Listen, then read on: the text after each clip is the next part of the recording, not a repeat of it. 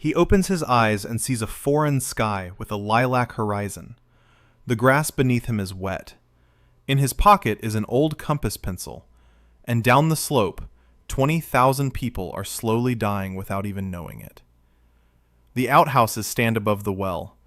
Bonfires are poisoning the living area with carbon monoxide. Winter will come in 6 weeks, and he alone understands why all these people are doomed. Dan Rayburn sits down and clutches his head. The last thing he remembers: headlights, the screech of metal, and then this cold slope. He feels himself.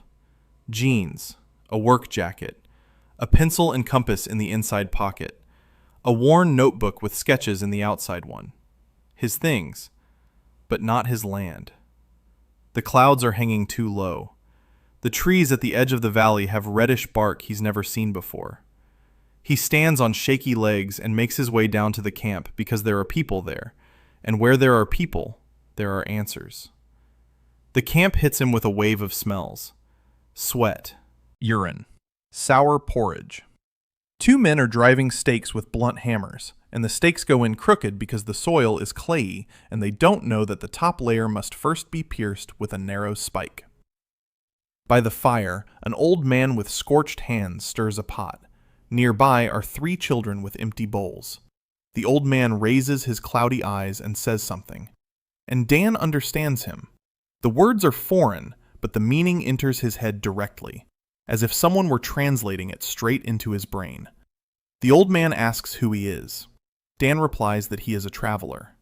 His own voice utters words in an unfamiliar language, and he freezes for a second. "Half of Waylin are now travelers," says the old man. "The capital sank into the ground 3 moons ago.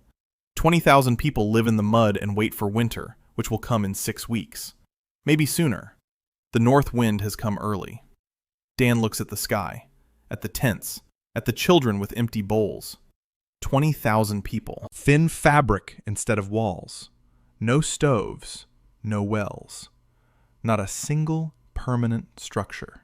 He crouches down and opens his notebook. The pencil fits into his fingers as if by habit. 10 years of engineering practice sit in his hands like muscle memory, and it doesn't matter to them in which world they work. He sketches the contour lines. Water flow. The wind rows based on how the grass bends and where the smoke drifts. Move the water intake 300 paces higher. Relocate the outhouses to the southeast, downstream from the groundwater. Arrange the tents in rows with gaps in case of fire. Place the campfires on the north side so the wind carries the smoke away. That's the bare minimum. It's 2 days' work, and it will save lives in just a week. A woman approaches him with a bucket, then another one. Then a man drops his stakes and approaches as well. "Who are you?" the woman asks. "Dan," the builder replies. "There haven't been any builders here in a long time. All the masons left for the north when the capital fell. Only those who know how to handle a shovel remained." He closes his notebook and climbs up the slope. He needs the full picture. From the summit, the valley opens up completely, and Dan freezes. This is the perfect spot for a city. A river to the west, a forest to the south, a stone outcrop to the northeast, clay that, when properly processed, makes excellent bricks, a terrain that naturally shields it from the north wind. Someone chose this spot by chance, but it was a stroke of genius. He opens a blank page and begins to sketch. The main axis, the central square, a water conduit from the river, taking advantage of the natural elevation drop, drainage. And suddenly the lines on the paper flare up, a faint golden light, as if the graphite had come to life. Dan pulls his hand away. The glow fades. He touches the line with his finger. The paper is warm. He draws again. Just a canal. Nothing.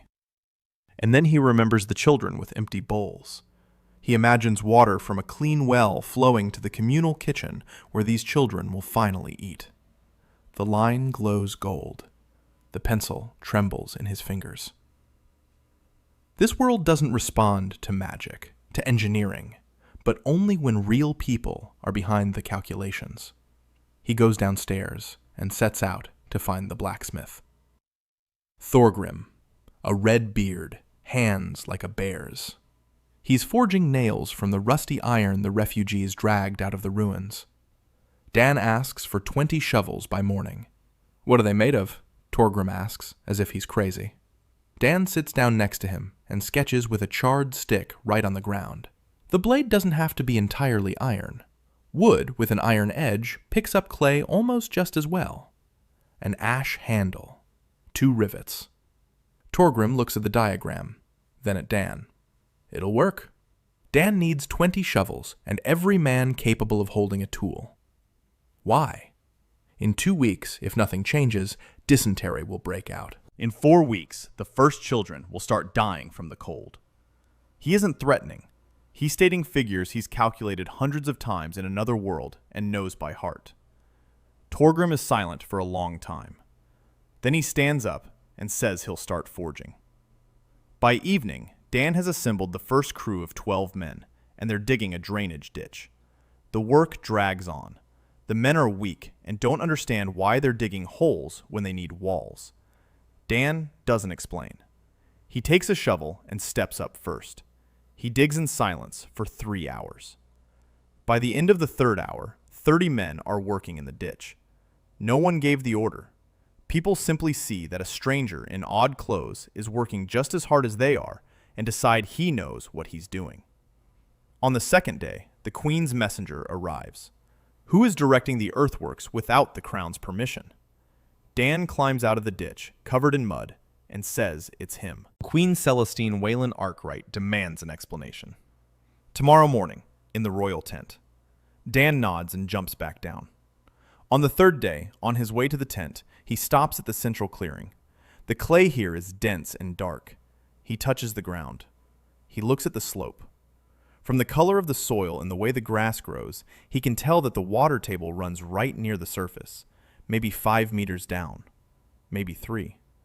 Drill through the clay seal at the right spot, and the water will come out on its own. He takes out a pencil and compass and draws directly on the trampled earth. A spiral. 12 rays from the center. He calculates each ray separately based on the slope and direction of the underground flow. Standard hydraulics. Darcy's formula. The law of filtration. Nothing supernatural.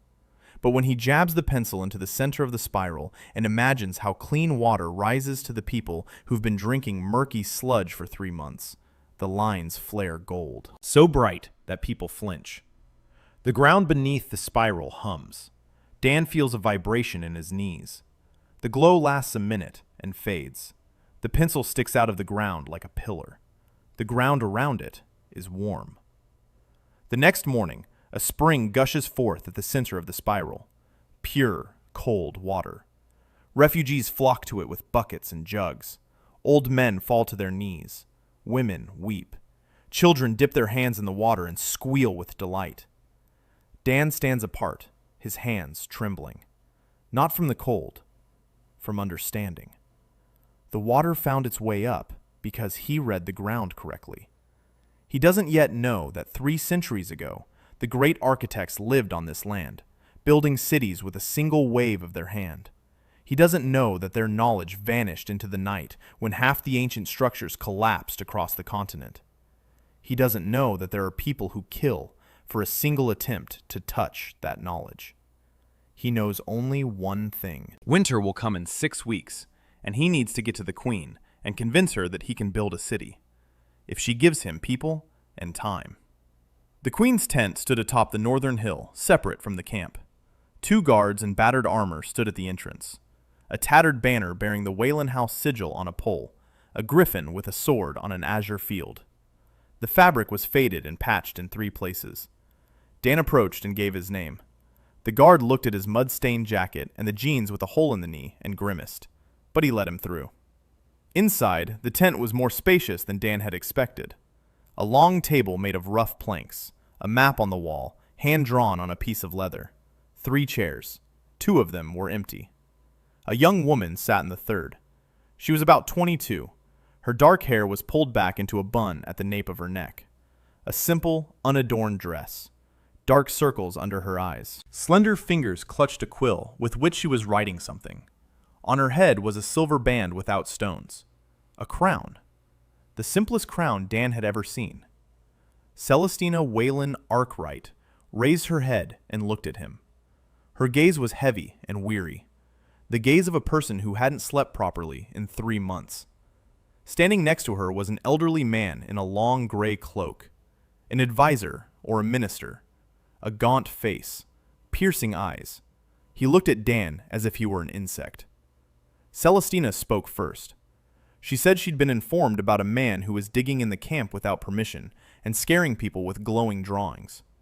Dan replied that he wasn't scaring anyone.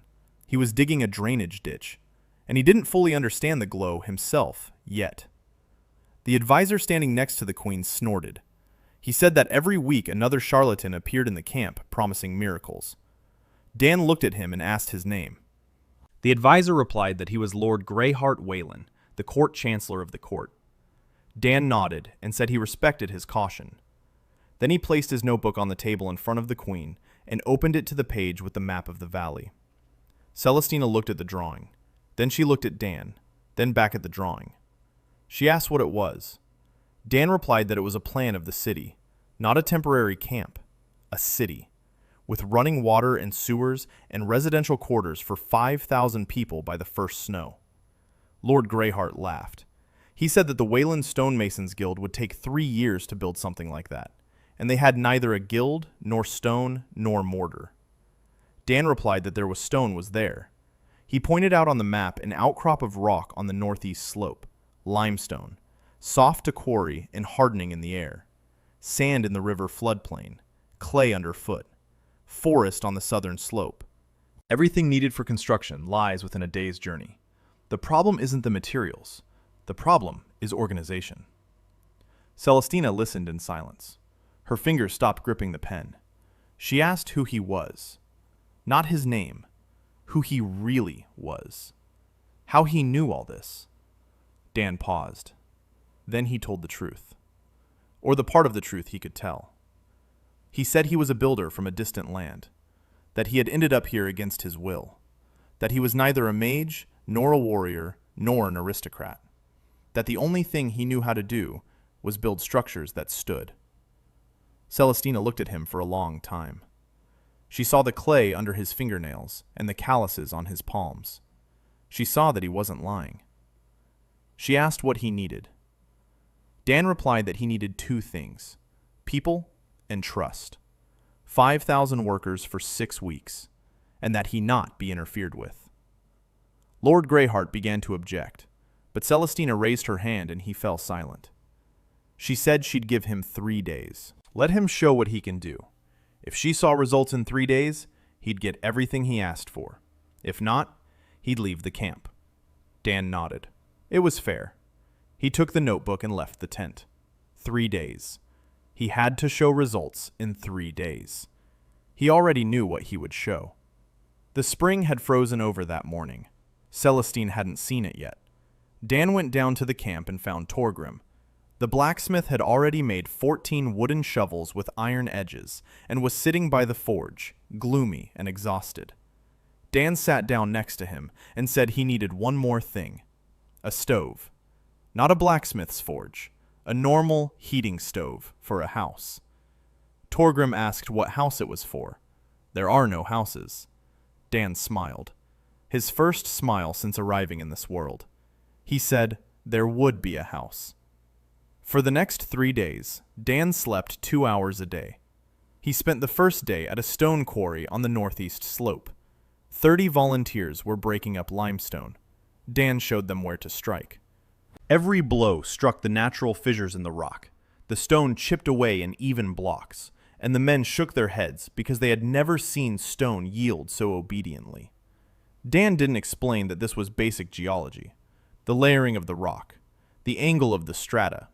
If you strike along the layer, the stone itself breaks off into pieces of the right size. No magic, just knowledge. On the second day, he marked out the site for the first building. Not a house, a communal dining hall.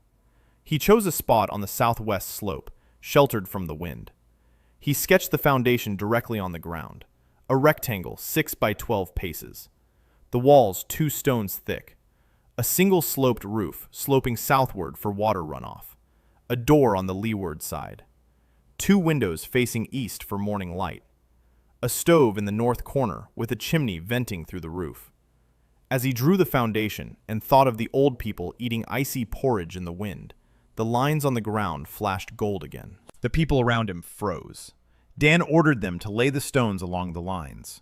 There were no masons among the refugees, but there were farmers who had spent their whole lives building walls of fieldstone around their vegetable gardens. Dan showed them how to apply the mortar. Clay mixed with sand and fine straw. Primitive, but it works. The stone settled onto the glowing lines, and something happened.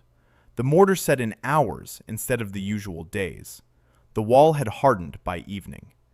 The man who laid the last stone recoiled and said the stone was warm. The wall felt warm to the touch, as if an invisible fire were burning inside it. Dan placed his palm against the wall. It really was warm. He didn't understand why. He had simply laid the proper foundation and correctly calculated the wall thickness for thermal insulation. But this world had added something of its own. The stone remembered the intention with which it was laid. The stone remembered for whom it was laid. By the third day, the walls of the communal dining hall stood at full height. The roof was made of logs and turf. Torgrim built the stove out of broken stone, according to Dan's blueprint. The chimney drew perfectly. At noon on the third day, Dan lit the stove in the new dining hall and placed a kettle filled with spring water on it. An hour later, it was warm and dry inside. 2 hours later, the first group of elders and children sat at a long table on benches made of unplaned boards and ate hot soup. A child of about 5, his palm against the wall, and laughed because the wall was warm. His mother cried quietly, pressing her fist to her mouth. Dan stood by the door and watched. Celestina appeared an hour later. She had ridden in on horseback with 2 guards. She stopped at the entrance to the dining hall. She looked at the walls. She touched the stone. It was warm. She went inside. She saw the children at the table. She saw steam rising from the cauldron. She saw the stove, which burned evenly and without smoke. She turned to Dan. Her eyes were shining, but her voice was steady. She asked how many such houses he could build in 6 weeks. Dan replied, if she gave him 5,000 workers and allowed him to organize the work according to his plan, he would build 300 houses, each for 4 families. A communal bathhouse, 5 wells, 3 workshops, a school, and a wall around the perimeter. Not a fortress wall, a windbreak, 3 meters high enough to keep the wind from blowing into the houses and to keep the wolves from entering the town at night. Lord Greyheart, who was standing behind the queen, began to say that it was impossible. Celestine did not turn around. She looked at Dan. Then she said one word. She said she agreed. And she added that he should start tomorrow. Dan nodded and left. He had 6 weeks and 20,000 pairs of hands and a plan in his notebook that glowed gold when he thought of the people at the table in the warm dining hall. He walked to the spring. The water flowed evenly and clear. Around the spring, someone had arranged stones in a circle and placed a wooden bowl on a rope so that everyone could drink. Dan sat down on a rock nearby. He took out his notebook. He began to calculate. 300 houses, 6 weeks, volume of stone, volume of mortar, amount of wood, man-hours, delivery logistics, construction sequence. Start with houses for families with children under 5, then for the elderly and the sick, then for the rest. The school at the same time. He sketched and calculated and sketched, and somewhere between calculating the volume of the foundations and the plan for the lumberyard, he realized he wasn't thinking about the world he'd come from. He wasn't thinking about Seattle. He wasn't thinking about the concrete mixer and the headlights in the dark. He was thinking about the boy who touched the warm wall and laughed, and about the fact that tomorrow he would build another wall, and another. Construction began at dawn on the 4th day. Dan divided the 20,000 refugees into work crews. Not everyone. He sent the children under 12 to a tent he called a temporary school, and appointed an elderly woman named Agnes, who had been a governess in an aristocratic household before the earthquake, as the head teacher. He placed the sick and the elderly who could not work in the dining hall. He divided the rest into 12 work teams of 1,000 people each. 4 teams for the quarry, 2 for logging, 2 for mixing mortar, 4 for laying walls. He assigned a foreman to each team, not the ones the aristocracy would have chosen, not former officers or nobles. He appointed those he had noticed during the first 3 days. The man who silently helped his neighbors secure their tents. The woman who was the first to light the communal fire every morning. The young man who could count stones and never made a mistake. Dan remembered them all, every face, every name. It was his habit. On every construction site in Seattle, he knew all the workers by name. He knew who had a bad back and who couldn't lift heavy things. He knew whose wife had just given birth and who needed a day off.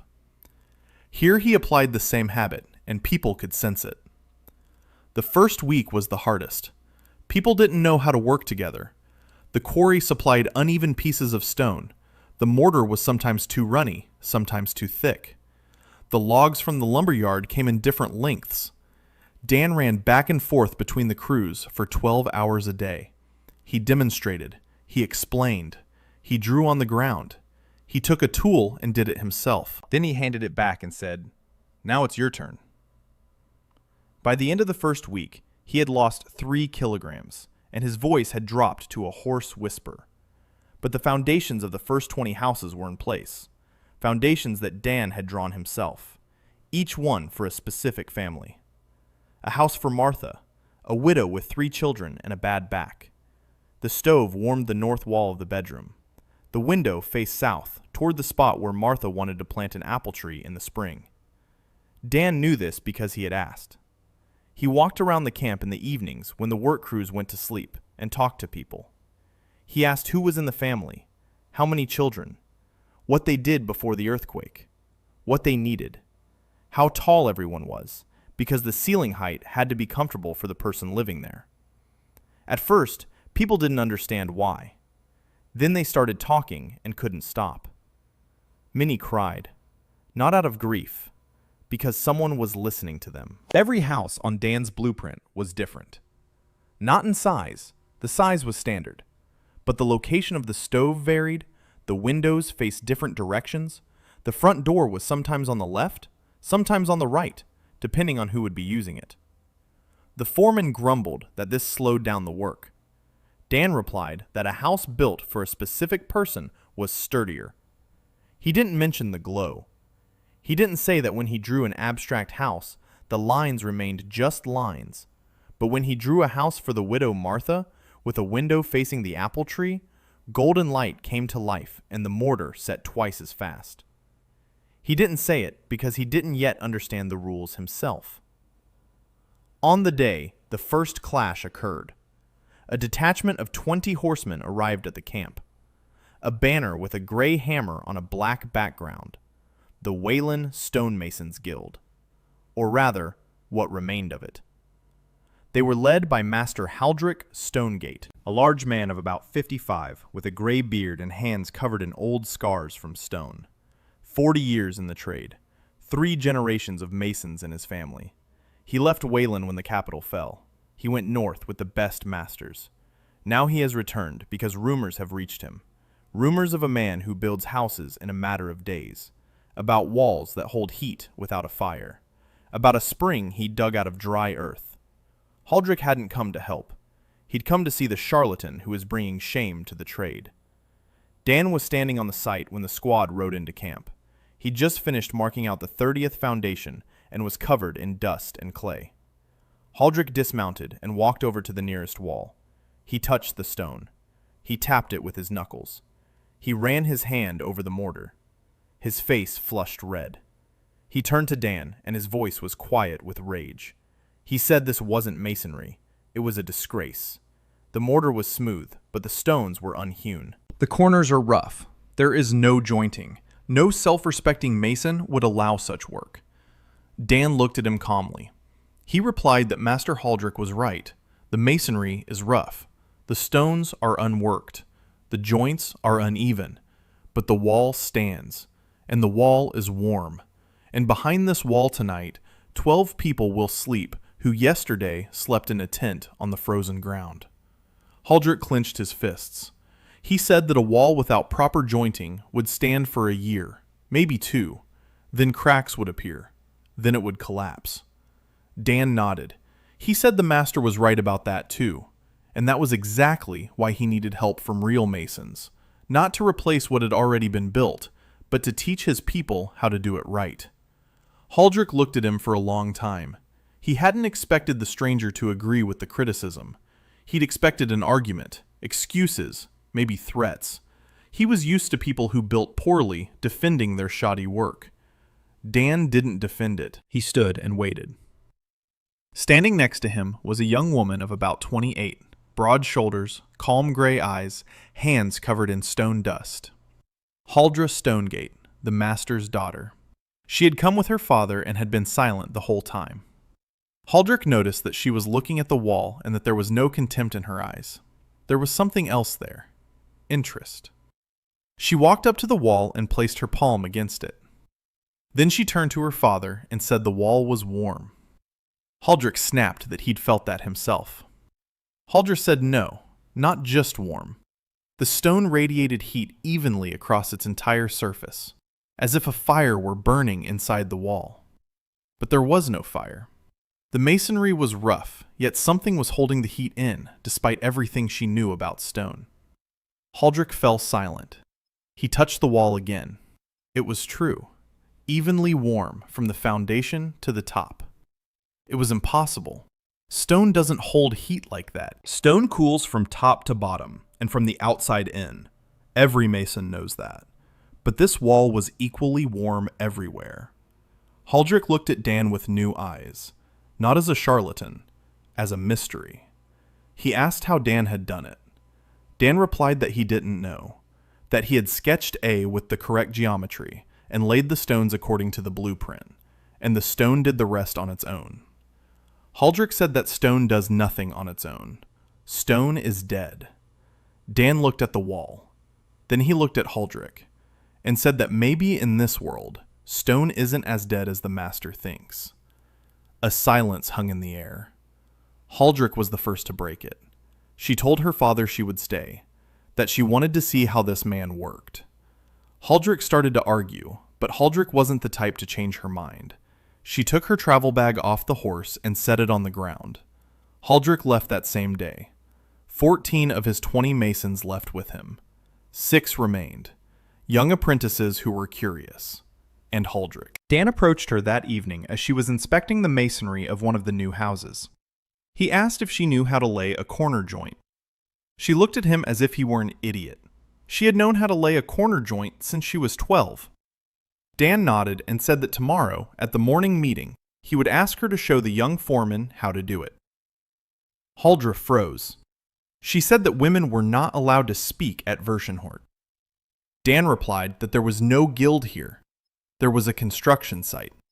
And on a construction site, the only thing that mattered was whether you knew how to lay a stone or not.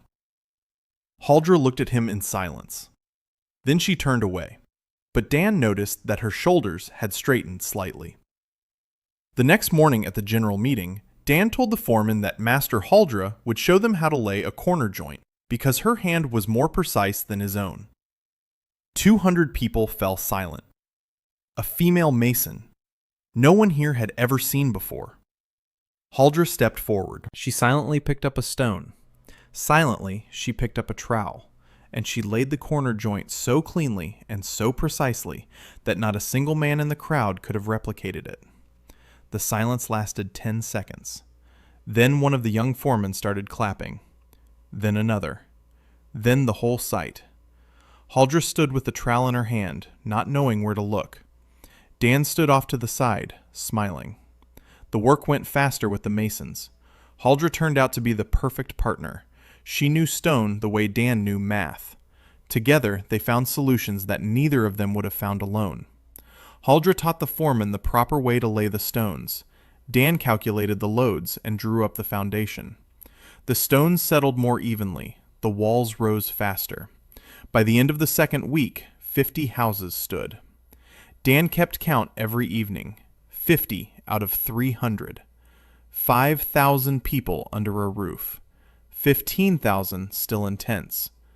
4 weeks until the frosts. He slept no more than 4 hours a day. On the 16th day, a girl came to the camp, skinny, dirty, hair like a crow's nest, barefoot despite the cold.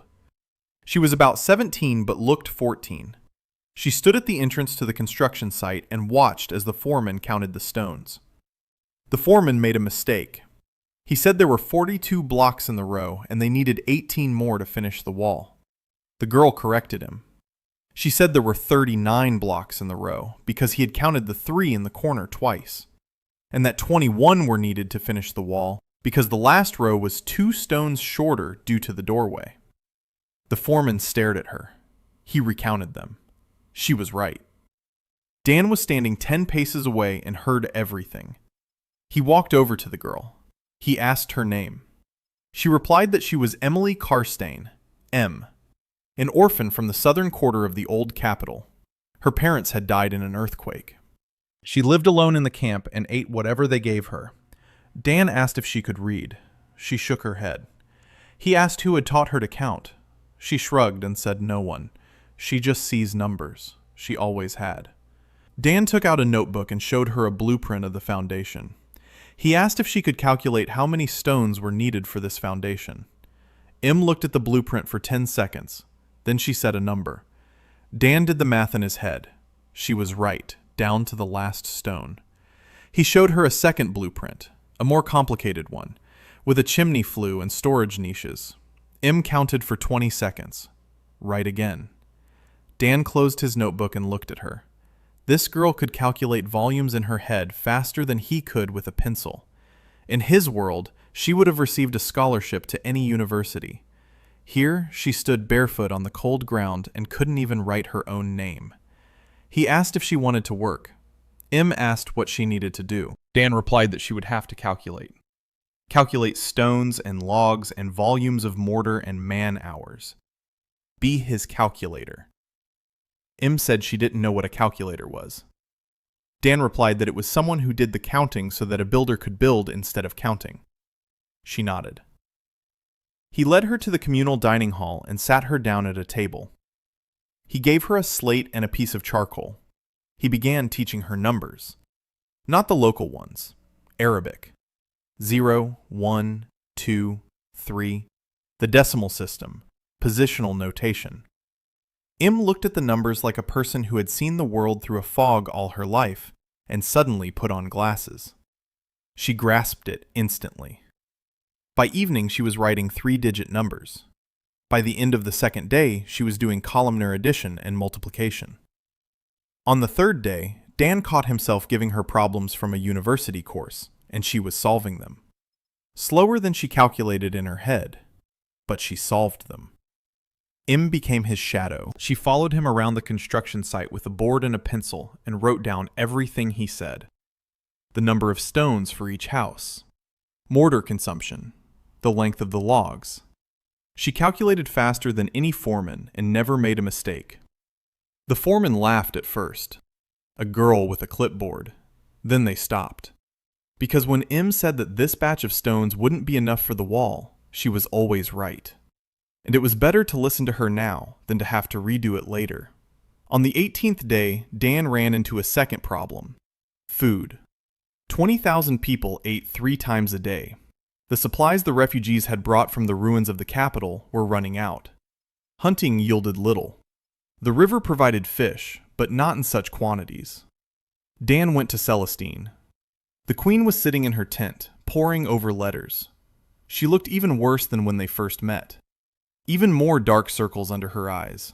Her face even thinner. She was eating only once a day, and Dan knew this because Agnes had told him.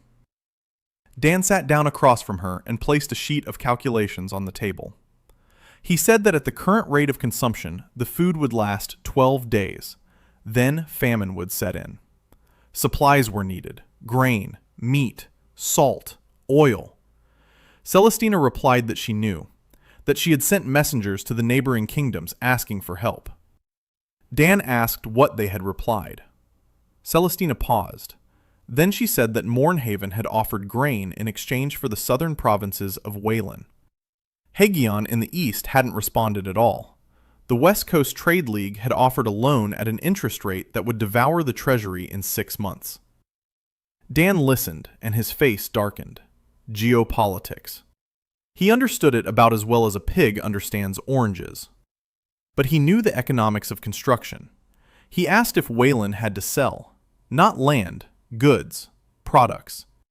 Celestina said that before the earthquake, Waylin's main product had been lapis lazuli ceramics. Clay from Waylin's quarries produced a distinctive blue hue when fired. Pottery made from it was worth a fortune in the northern markets. But the artisans were dead. The kilns were destroyed. The secret of the firing process was lost. Dan asked to be shown this clay. The next day they rode to the quarries, a 2-hour ride. Dan hated horseback riding. His knees ached and his back burned. But the quarry was worth it. The clay was magnificent, fine-grained, malleable, with a high mineral content that Dan couldn't identify without a lab, but which explained the blue color during high-temperature firing. He collected samples, returned to camp. He spent the night experimenting with firing in Torgrim's forge. By dawn, he had 3 shards, 2 black and 1 blue. He had found the temperature, 1,200 degrees, plus minus 50. The local craftsmen knew this by feel and took the knowledge to their graves. Dan figured it out all over again in a single night by the color of the flame and the behavior of the clay. He came to Celestine with a blue shard in his hand. He placed it on the table. Celestina picked it up and her fingers trembled. She recognized the color of her childhood, the color of the cup from which she drank milk when she was little and the world hadn't yet fallen apart. She asked if he could set up production. Dan said he could. He needed a kiln, a big one. He would draw up the plans. Torgrim would help with the masonry. In 2 weeks, the first batch of tableware would be ready for sale. Celestina looked at him and smiled for the first time in a long while. Not a queen's smile, the smile of a weary girl who realized that perhaps all was not lost. Then she hid the smile behind her mask again and said she would give him everything he needed. It took 4 days to build the kiln. Dan designed it based on the principle of an ascending flame, which he knew from the history of architecture. Ancient Japanese anagama kilns. A long, sloping tunnel in which the heat rises from the firebox to the chimney and passes through a chamber with pottery. Efficient, simple, requires no complex materials. He sketched the kiln in his notebook and thought of the potters of Waylin, who once made blue pottery here. The lines didn't glow. He was sketching for abstract creation, not for a specific person. Then he stopped, closed his eyes. He remembered Celestina and the shard in her trembling fingers. He remembered how she'd spoken of a cup from her childhood. He opened his eyes and began sketching anew. This kiln is for Celestina, for the girl who lost everything and wants to regain at least the color of her childhood. The lines flared gold. The kiln was built in 3 days instead of 4. The bricks fit tightly and the mortar set solidly. The first firing yielded 26 blue cups without a single flaw. Torgrim held a cup in his huge hands and shook his head. He said that in 30 years of working with fire, he had never seen such an even firing. Dan shrugged and said it was physics. Proper draft, proper temperature, proper clay. Nothing more. Haldra stood nearby, watching him with that calm gaze of hers that Dan still couldn't read. Celestina sent the first batch of blue pottery with a caravan to the west coast. 10 days later, the caravan returned with grain. Lots of grain. Enough to feed the camp for another month. Waylin's lapis lazuli pottery was back on the market. The price was double what it had been before, because everyone thought the secret was lost forever. Dan sat by the fire that evening and counted. 70 houses were standing. 230 remained. 3 weeks until the frosts. There was food, there was stone. People were working, but he felt he wasn't making enough progress. He hadn't slept again. Em sat nearby, scribbling numbers on a board. Haldra sharpened tools in silence. Somewhere in the darkness, Celestina wrote letters by candlelight in her tent. The wind from the north grew colder with each passing night. Snow fell on the 25th day. 3 weeks earlier than even the most pessimistic forecasts had predicted. Dan stood by the window of the unfinished house and watched as white flakes settled on the mud of the construction site. 120 houses. 120 out of 300 completed. 6,000 people under a roof. 14,000 in tents. He gripped the pencil so tightly his knuckles turned white. 3 weeks. They'd taken 3 weeks from him. He closed his eyes and stood there for 10 seconds. Then he opened them and walked out to the site. The first thing he did was change the plan. 300 separate houses wouldn't work. There wouldn't be enough time. A new plan. 50 long barracks, each for 20 families. Shared walls between sections. This saved stone and time. One barrack was built 3 times faster than 4 separate houses for the same number of people. Dan hated this plan. Barracks aren't homes. Barracks are survival, not life. But 14,000 people would freeze to death if he built them beautifully. He gathered the foremen. He explained the new plan. Their faces darkened. People had already grown accustomed to the idea of a home of their own. Now, they were being told there would be barracks. Dan saw the disappointment. He said one thing. He said the barracks were temporary. In the spring, he would tear down every barrack and build a house in its place. For every family. A separate one. With a stove and a window and a door in the right place. He promised this. But for now, the main thing was to survive. The foremen exchanged glances. They nodded. Work resumed with a new rhythm. Huldra redesigned the entire masonry system for the long walls. She turned out to be more than just a good mason. She turned out to be someone who understood the essence of the work, not just the form. When Dan explained to her why a tie beam was needed in a long wall from a short one, she grasped it in a minute and translated his engineering jargon into the language of masons so that the foreman understood it the first time. Dan looked at her and thought that in his world, she would be a foreman, the best on the site.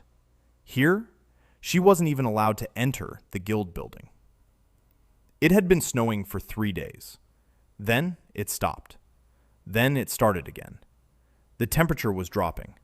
The mortar froze at night, and in the morning, they had to reheat it. Dan solved this problem. Hot mortar. He built a special furnace to heat the water and sand before mixing. The mortar was mixed while hot and laid before it cooled. It set in an hour. Huldra said it was genius. Dan replied that it was straight out of a textbook. In his world, it's called winter concrete work, and any second year knows that. Huldra asked what concrete work was. Dan thought for a moment. Then he said he'd explain later. On the 28th day, 2 strangers arrived at the camp. Merchants, that's how they introduced themselves. Of average height, polite, well-dressed. They requested an audience with the queen, but first walked around the construction site. They looked at the walls. They touched the stone. They asked the workers questions. They asked who was overseeing the construction. They asked the architect's name. They asked where he was from. Dan found out about them from Im. She ran up to him with wide eyes and said that 2 strangers were walking around the site, snooping around. Dan found them by the kiln. They were standing there, looking at the blue cups drying on the rack. One of them was writing something in a small notebook. Dan walked over and said hello. He asked who they were and where they were from. The older one introduced himself as Whan, a merchant from the coastal town of Olsthaven. The younger one was his assistant. They had come to buy lapis lazuli ceramics. Rumors of the resumption of production had reached the west coast. Dan nodded. It seemed plausible. He escorted them to Celestine. The deal went through. Whan paid in gold. Generously. Too generously. Dan noticed this, but said nothing. The merchants left the next day. Dan stopped by to see Huldra that evening. She was sharpening a chisel by the fire. He sat down beside her and said he didn't like the merchants. Huldra asked why. Dan replied that real merchants have calluses on their fingers from counting and ink on their cuffs from writing. These ones had calluses on their palms, like those who handle weapons. And the younger one's notebook wasn't a ledger. It had drawings, diagrams. He was drawing a construction plan. Huldra stopped sharpening her chisel. She asked who they really were. Dan said he didn't know, but he asked her to be more careful. He didn't know that the merchants were agents of the Crimson Order.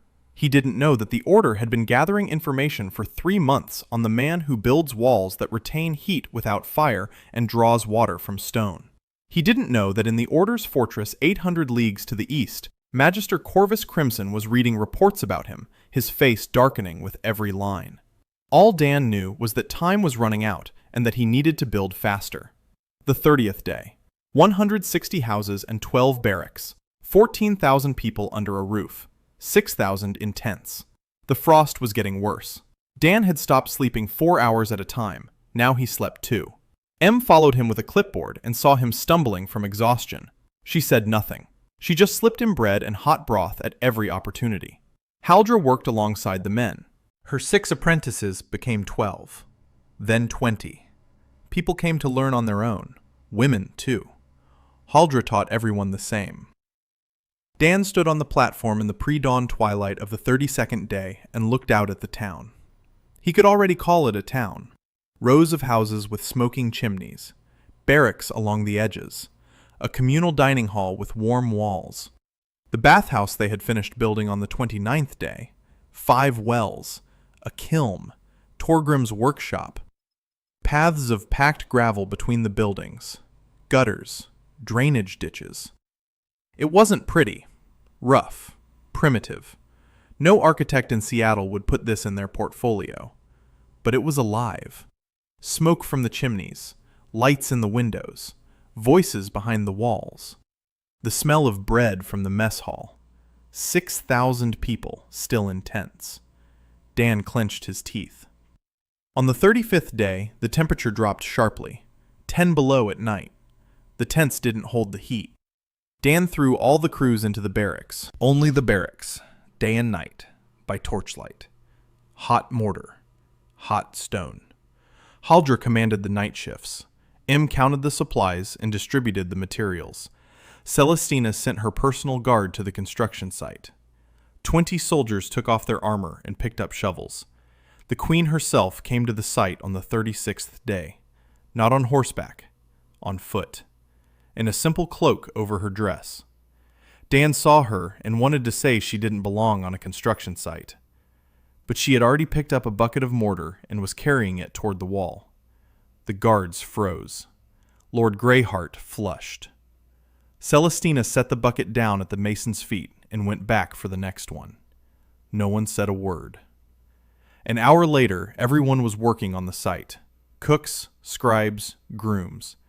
Court ladies in gloves were hauling stones. Lord Greyheart stood there for a minute with his mouth agape. Then he took off his cloak and grabbed a shovel too. That was the turning point. Dan had worked 40 hours straight without sleep.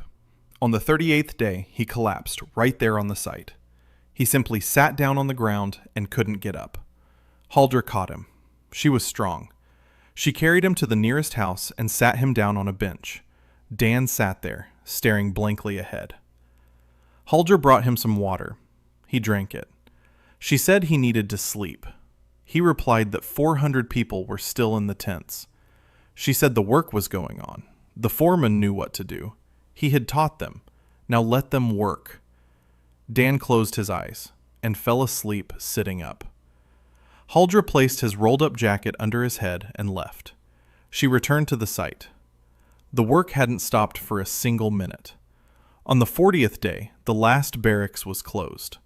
All 20,000 were under a roof. Dan woke up after 10 hours of sleep and left the house. Snow lay in an even layer on the roofs. Smoke rose from every chimney. He walked through the city from one end to the other. He peered into windows. He saw people by the stoves, children on warm floors, old people in armchairs. Everything was working. The drainage carried the water away. The stoves provided heat. The walls retained the warmth. Water from the spring flowed through wooden troughs to the communal wells. Primitive, but it worked. He reached the southern edge of the city. There stood the last barrack. Inside, people sat eating hot porridge. A child of about 3 played on the floor with a wooden spoon. The floor was warm. Dan stood by the door and watched. and then he sat down on the porch. He took a mug of cold broth out of his pocket, the one the landlady had slipped him when he'd stopped by to check the chimney, and he began to cry. Quietly, silently. He just sat there, tears streaming down his face. Everyone was alive. No one had frozen to death. 20,000 people were warm. He was sitting there when Celestina came. She had been looking for him for an hour. She found him on the porch of the poorest house in town. She saw his face. She asked what had happened. He wiped his eyes with his sleeve and said nothing. Everyone is alive. No one froze to death. Everyone is alive. Celestina stood there for a second. Then she sat down next to him on the porch, not like a queen next to a subject, like a person next to a person. She didn't say a word. She just rested her head on his shoulder. They sat like that until the snow stopped falling. Dan looked at the city that 6 weeks ago had been a dirty plain with tents. New Waylin Melee. Ugly, rough, temporary, alive. He put his hand on the pencil in his pocket. The pencil was warm, like the walls he had built, like the people behind those walls. Tomorrow, new work would begin. A school, a hospital, workshops, a windbreak. In the spring, he would tear down the barracks and build houses.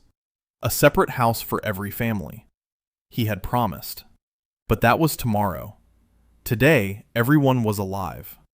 That was enough. The next morning, after the last barrack had been closed, Dan woke up and, for the first time in 40 days, didn't know what to do first. Not because there was nothing to do. There was more than he could handle. But the urgency of the race against death was gone. People were warm. People were eating hot food. People weren't dying. And in this pause between survival and life, Dan sat on the edge of his cot in the tiny cubby next to the workshop and looked at his hands. They were trembling. Not from the cold, from the exhaustion he hadn't allowed himself to feel for 6 weeks. He'd lost 8 kilograms. His jacket hung on him like a coat on a hanger. The calluses on his palms had cracked and were bleeding. His right shoulder ached so badly he couldn't lift his arm above his head. He was an engineer, not a soldier, and certainly not a laborer. His body wasn't built for 40 days of hard labor in the freezing cold with only 2 hours of sleep. He sat there for 10 minutes. Then he stood up, because the school wasn't going to build itself. First, he went to Celestine. The queen was in her new office, not in the tent. Dan had built her an office in the main house during the second week. Simple, stone walls, an oak door, a desk, 2 armchairs, a fireplace. But he had added something of his own. A small room behind the office wall. No windows facing the square. 1 window facing east. Thick walls that muffled any sound from the room. A rocking chair by the fireplace. He'd carved it himself from a single log, working from memory. Not perfect, but comfortable. When Celestina first walked into that room and saw the chair, she asked what it was. Dan replied that it was a place where the queen could sometimes just sit, that this too was the king's work. Celestina looked at the chair, then at Dan. Then she sat down in the chair, and she cried. For an hour. Dan went out and closed the door behind him. He stood outside and wouldn't let anyone in. Lord Greyheart came with some documents. Dan said the queen was busy. Greyheart asked with what. Dan replied that it was an important matter. Greyheart looked at the closed door. He looked at Dan. He turned and left. Today Celestina was sitting at her desk and looked a little better. Not much, but a little. Dan laid out the plan for the next phase in front of her. The school, the hospital, 3 workshops, expansion of the kiln, a windbreak along the northern perimeter, and one more thing, an academy. Celestina raised an eyebrow. Dan explained. Right now, the entire construction project rests on him alone. If he gets sick, or dies, or leaves, everything will come to a halt. That's not right. Knowledge shouldn't belong to just one person. He wants to open a school for builders. Not a guild, a school. Where they'll teach math and geometry and the properties of materials and the basics of hydraulics. Where everyone can learn. Men and women, nobles and commoners. Anyone who wants to build. Celestina listened in silence. Then she asked what the Masons Guild would say. Dan replied that the guild would say he was crazy. But the guild is far away now, and the people who need homes are right here. Celestina nodded. She said she would support him. But she warned that Master Haldrick would not forgive this. An open academy destroys the guild's monopoly on knowledge, and monopoly means power. Dan replied that he knew, and that this was precisely why it had to be done. Construction of the school began in the first week of winter. Dan designed it differently than residential houses. Large south-facing windows for maximum light. Ceilings higher than usual to allow air to circulate. 2 large lecture halls. 4 small classrooms. A workshop for practical training. A library. When he was drawing up the plans for the library, he thought of Iris Wellington. He didn't know her personally yet. He only knew that the royal library remained in the ruins of the old palace, and that someone goes there every week, risking their life among the rubble, and brings out 1 scroll at a time. Celestina had told him about this in passing. A woman, archivist, 31 years old, lonely, wears glasses, carries the remnants of an entire kingdom's knowledge on her shoulders. Dan remembered and continued drawing. On the 3rd day of the school's construction, a girl arrived in town, riding an exhausted horse, a tattered traveling dress, her left hand on the shit. Her face was bruised, black hair down to her shoulders, wet from the snow. The guards at the gate stopped her. She said she was seeking refuge. Her name was Leanne Manhwa. She had fled from the Eastern Empire of Haegyong, daughter of a junior branch of the imperial house, a 4th circle mage, specializing in fire. She had run away the day before her wedding to Lord Kaysen, who was 62 years old and whose 3 previous wives had died under unexplained circumstances. Leanne had been traveling to Waylin for 3 weeks. She was being pursued. She had fought them off with fire twice. She had broken her arm falling from a horse at a mountain pass. She was brought to Celestine. The queen looked at the battered 19-year-old girl with eyes burning with rage, and said that Waylin would grant her sanctuary. Lord Greyheart began to object that taking in a runaway princess from Haegyong meant risking a diplomatic conflict. Celestine replied that Waylin does not send women to their deaths. Greyheart fell silent. Leanne was settled in one of the new houses. Dan saw her for the first time the next day. She was standing by the kiln, warming her good hand. The kiln was running at full power, and the heat radiated from it in a steady wave. Leanne stood close by. Too close for an ordinary person, but she was a fire mage, and the heat was like a warm bath to her. Dan walked over to check the draft in the kiln. He saw her. He stopped. Leanne turned her head. She looked at him. Her eyes were dark and angry. She asked what he was staring at. Dan replied that he wasn't staring. He was looking at the chimney. The draft was uneven. It needed cleaning. Leanne snorted. She raised her good hand and snapped her fingers. A small tongue of flame flared up in her palm. She directed it into the stove's opening.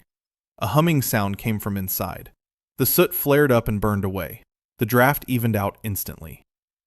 Dan watched with his mouth agape. Then he said it was effective. Leanne extinguished the flame. She said she wasn't a maid and had no intention of cleaning stoves for the whole town.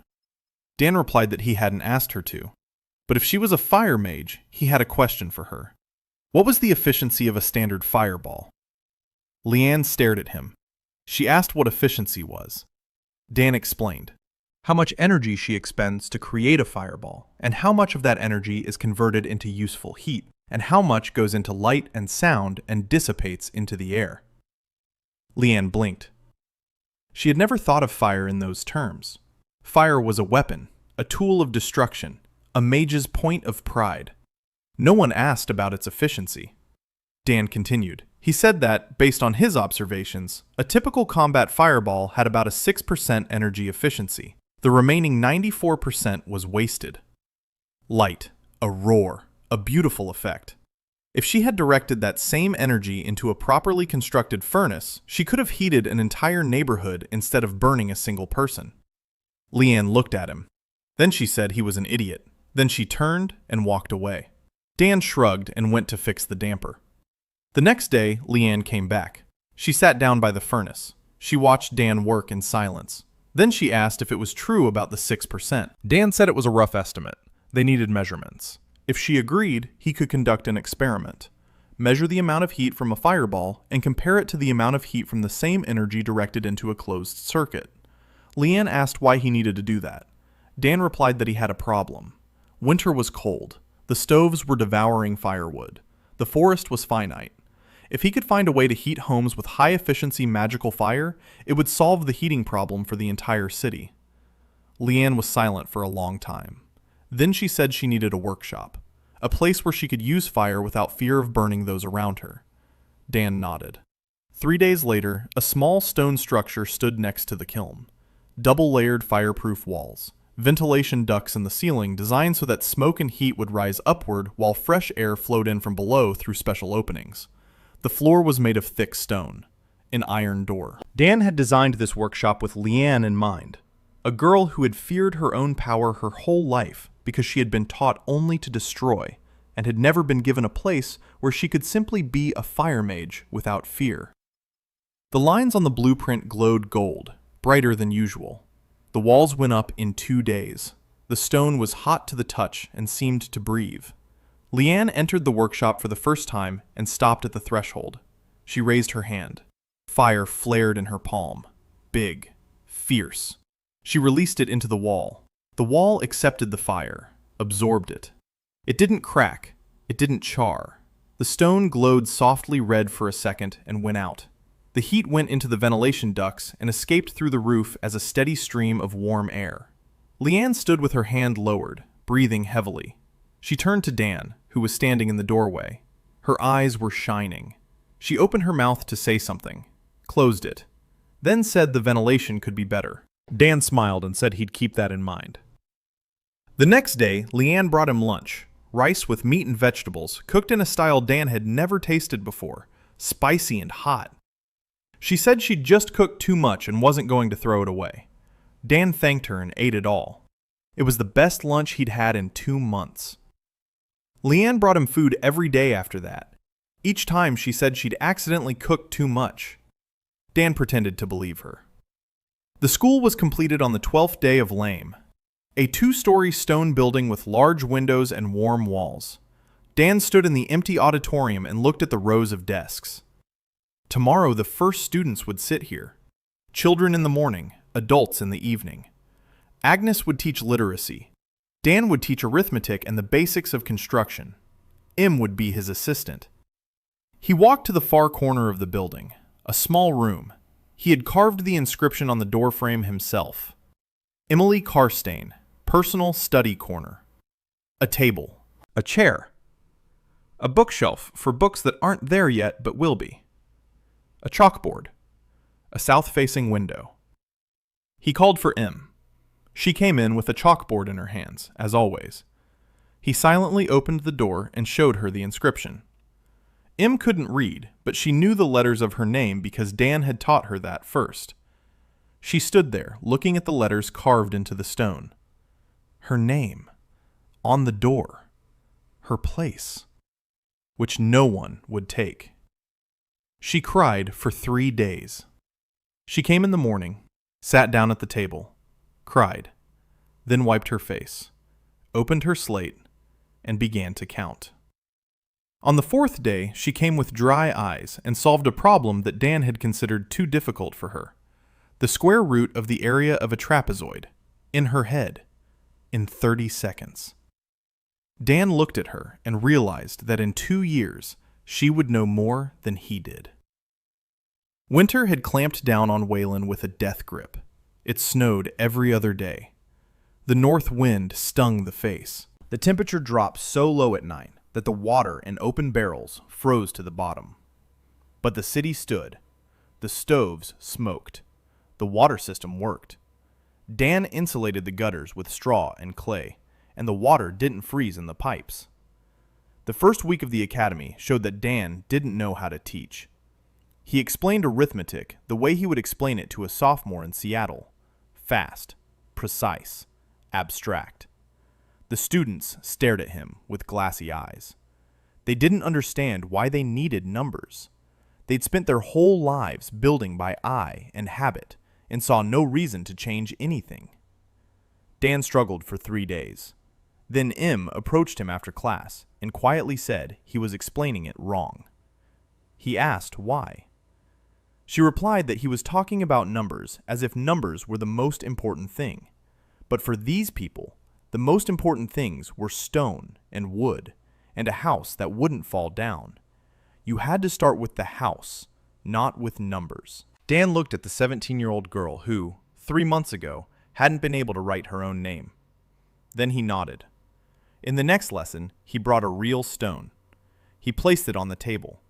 He said that this stone weighs so much. A wall made of such stones, 2 human heights high, exerts a certain force on the foundation.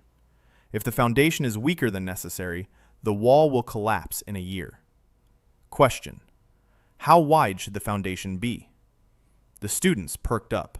This was a question they understood. A wall, a foundation. Will it fall or not?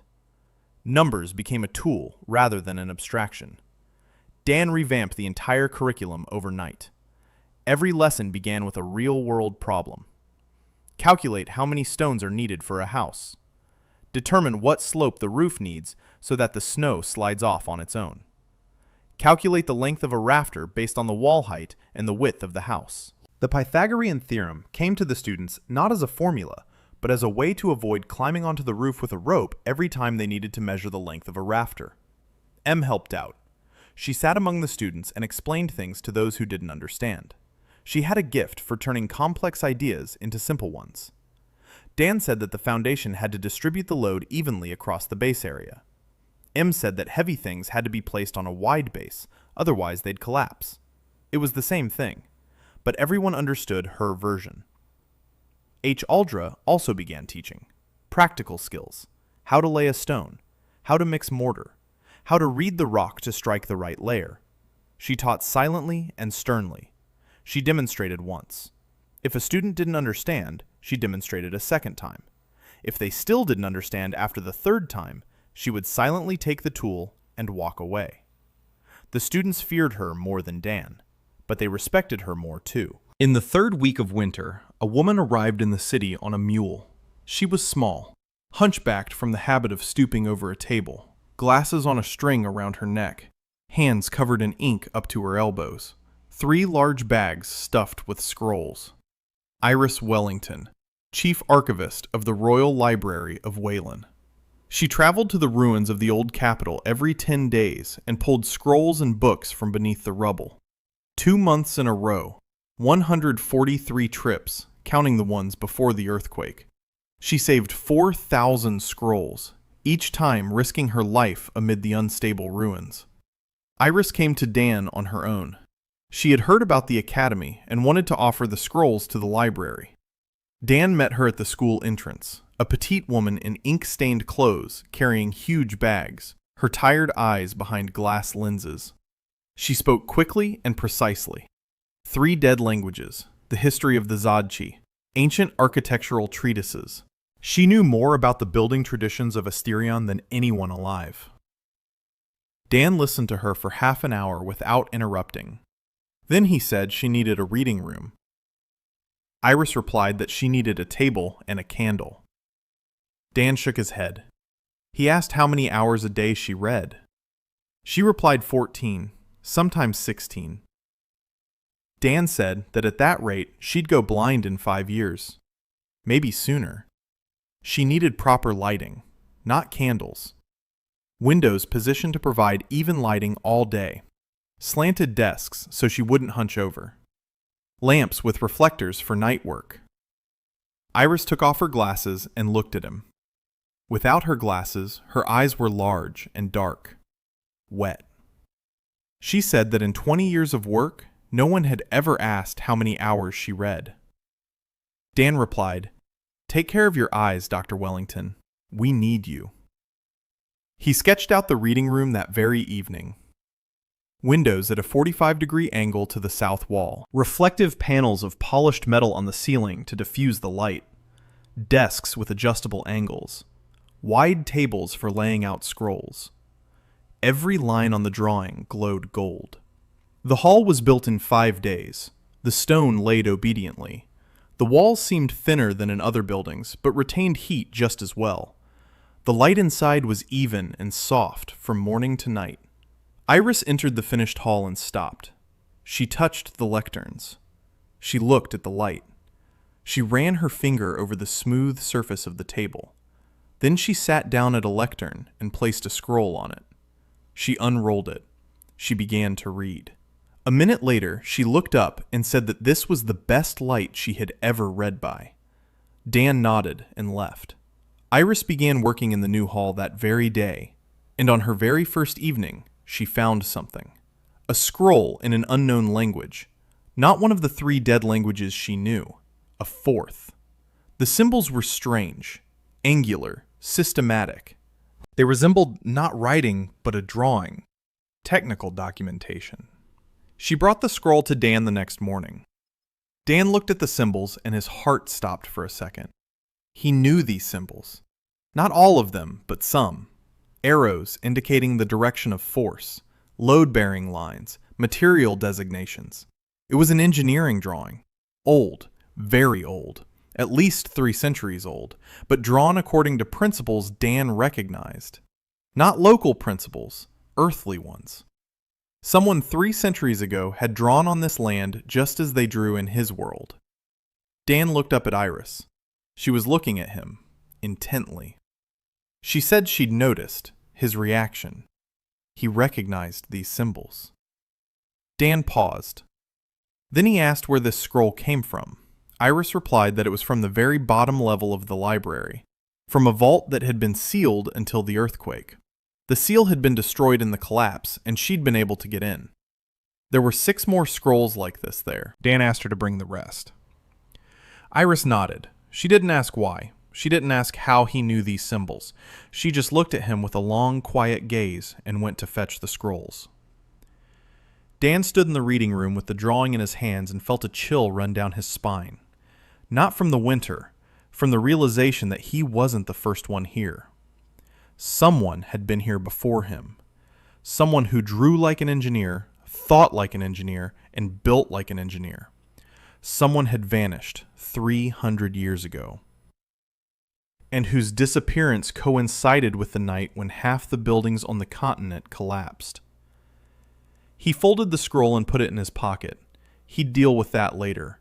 Right now, he needed to finish building the hospital. The hospital stood on the eastern edge of the city by the end of the 4th week of winter. Dan designed it according to principles that seemed obvious to him, but didn't exist in this world. Separate wards for patients with different illnesses, so they wouldn't infect one another. Ventilation that carried infectious air out of the wards. Wide corridors for carrying the bedridden. A room for boiling water and sterilizing instruments. The local doctor, an old man named Gregor, looked at the plan and said he had never seen anything like it. Why separate the patients? The disease is the same. Dan replied that the disease was not the same, that coughing and diarrhea were different illnesses and were transmitted in different ways. And if you put a coughing patient next to a wounded one, the wounded one will start coughing in 3 days. Gregor looked at him skeptically, but he didn't argue. The hospital opened and admitted 40 people on the very first day. A week later, Gregor came to Dan with a changed expression and said he had been right. In the separated wards, people were recovering faster. He didn't understand why, but he saw the results. Dan replied that he would explain later. There is such a thing as the theory of microorganisms. Gregor didn't understand a word, but he nodded. By the end of the 5th week of winter, New Waylin Small was starting to look like a real city. Small, rough, but alive and growing. The population had grown to 22,000. 2,000 new refugees had arrived from the south. Word of a town with warm houses, clean water, and food had spread throughout the surrounding lands. Dan took everyone in. He built new barracks. He expanded the dining hall. He deepened the wells. M kept track of the population and resources. Haldra led the construction crews. Leanne experimented with fire in her workshop and brought Dan food every evening. Iris read ancient scrolls and kept silent about what she knew. Celestina ruled from her office, and sometimes in the evenings would go into that little room with the rocking chair and close the door. Dan worked. He built. He drew. He taught. And he tried not to think about the fact that 6 scrolls from the sealed vault lay under his pillow. waiting for him to find the time to read them. The scrolls waited 6 days before Dan found a night to unroll them. He sat alone in the reading room by the light of an oil lamp with a reflector. A blizzard raged outside the window. The city slept. The 6 scrolls lay before him on the table. The first 4 were blueprints, detailed, professional, a water supply system for a city of 30,000 people, a sewer system with septic chambers, an arched bridge across a river 100 paces wide, a foundation for a multi-story building on soft ground using driven piles. Each drawing was executed with a precision Dan recognized: a scale ruler, symbols, cross-sections and elevations, top and side views. An engineer had drawn this, a real engineer with professional training. The 5th scroll was text, in the language of Asterian. Dan read it slowly because his knowledge of the local language went through a strange, built-in translator in his head, and written text was harder for him than spoken language. The scroll described the source. That is what the author called it, with a capital letter. The underground source of magic. It was located somewhere deep beneath the center of the continent. It gave energy to the architects. It gave stone the ability to grow and remember and protect. It gave blueprints the power to become reality. The author wrote that the source was dying, slowly, over the course of centuries. Something is poisoning it from within. The towers are falling because the earth beneath them is losing its strength. The stone is forgetting how to hold itself up. Magic is draining from the world, drop by drop. The author wrote that he had tried to find the source, tried to understand what was poisoning it. He didn't make it in time. The 6th scroll made Dan rise from the table. The text was in English. Old English, Victorian style, neat calligraphic handwriting. The ink had faded to a pale brown. Dan read, and his hands trembled. The author wrote that his name was Matthew Rabburn, a bridge engineer from Boston. The year 1873. He had come into this world just as Dan had, without warning, without explanation. He woke up on the cold ground in an unfamiliar place with tools in his pockets. He had been building here for 40 years. Bridges, aqueducts, roads, cities. He became the great architect. Not because he wanted the title, because he couldn't help but build. Dan read and recognized himself. Every word, every thought. Matthew wrote that he had discovered the source by accident. That the source calls to engineers across the rift between worlds. Calls to those who build. Because engineers are the only ones who can understand its language. The language of geometry and loads and proportions. A language that does not destroy but creates. Matthew wrote that he found the entrance to the caves beneath the old capital of Waylin. He found signs of poisoning. He found signs that the poisoning was not natural. Someone is doing this on purpose. Someone or something has been killing the source purposefully and methodically for thousands of years. The last paragraph was written in a different hand. Hasty. The letters were jumbled. Matthew wrote that they had found him, that they were coming for him, that he had hidden everything he had learned in a crypt beneath the old palace, behind a seal that only someone who understands the engineer's language could open. If you're reading this, it means you're the one who came after me.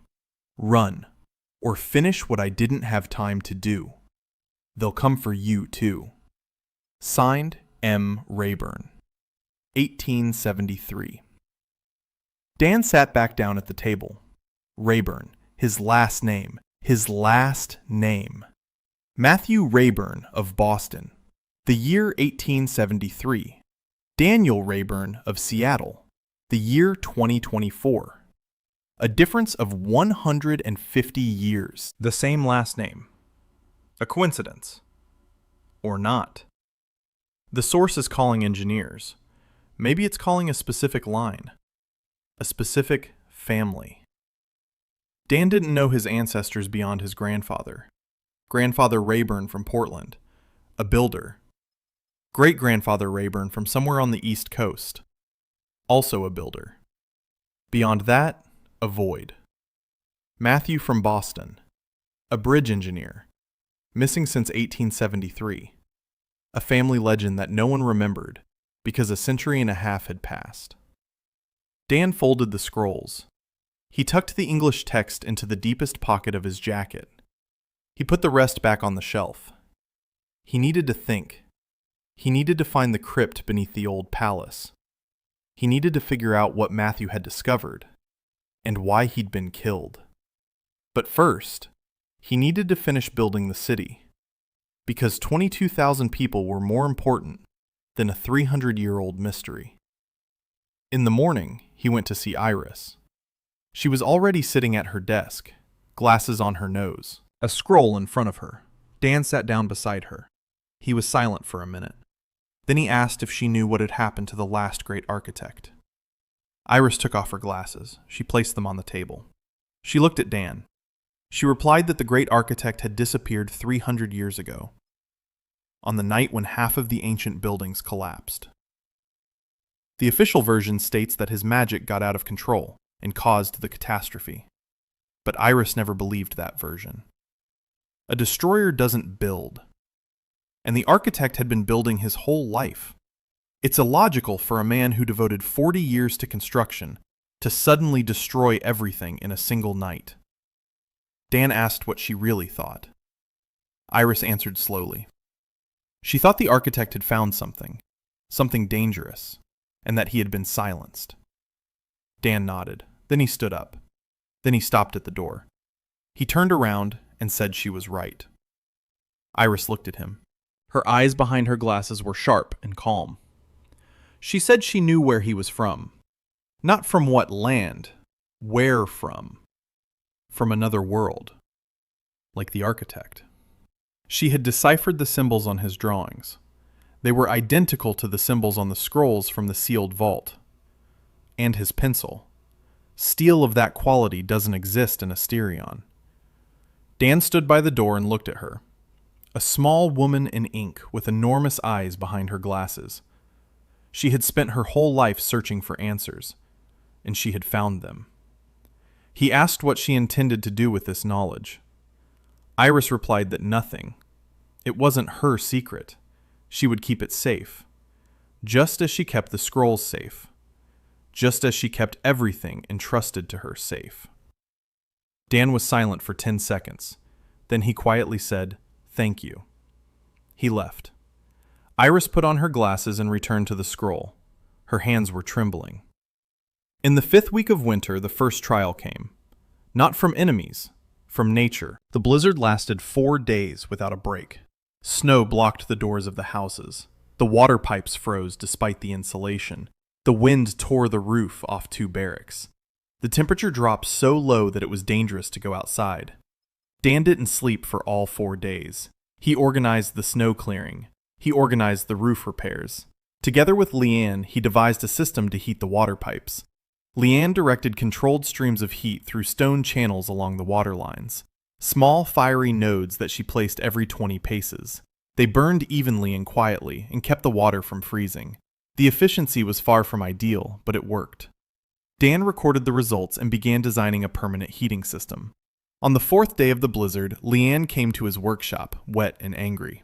She said she had set up 42 fire nodes, and each one needed to be fed 6 hours. She couldn't be in 2 places at once. She needed helpers, mages, at least first circle apprentices, anyone who knew how to hold a flame. Dan thought for a moment. Then he asked if she could teach them. Leanne stared at him. She said that magic was taught for 10 years in the academies of the East, and that you couldn't teach a peasant to hold a flame in a week. Dan replied that he didn't need a battle mage. He needed someone who could light a small fire and keep it going. Like a lighter, not like a cannon. Leanne was silent. Then she said she'd try. A week later, she had 8 students, 4 women and 4 men. None of them were mages, but each could light a small fire in the palm of their hand and keep it burning for 10 minutes. That was enough to feed the fire knot. Leanne walked among her students and cursed in 3 languages.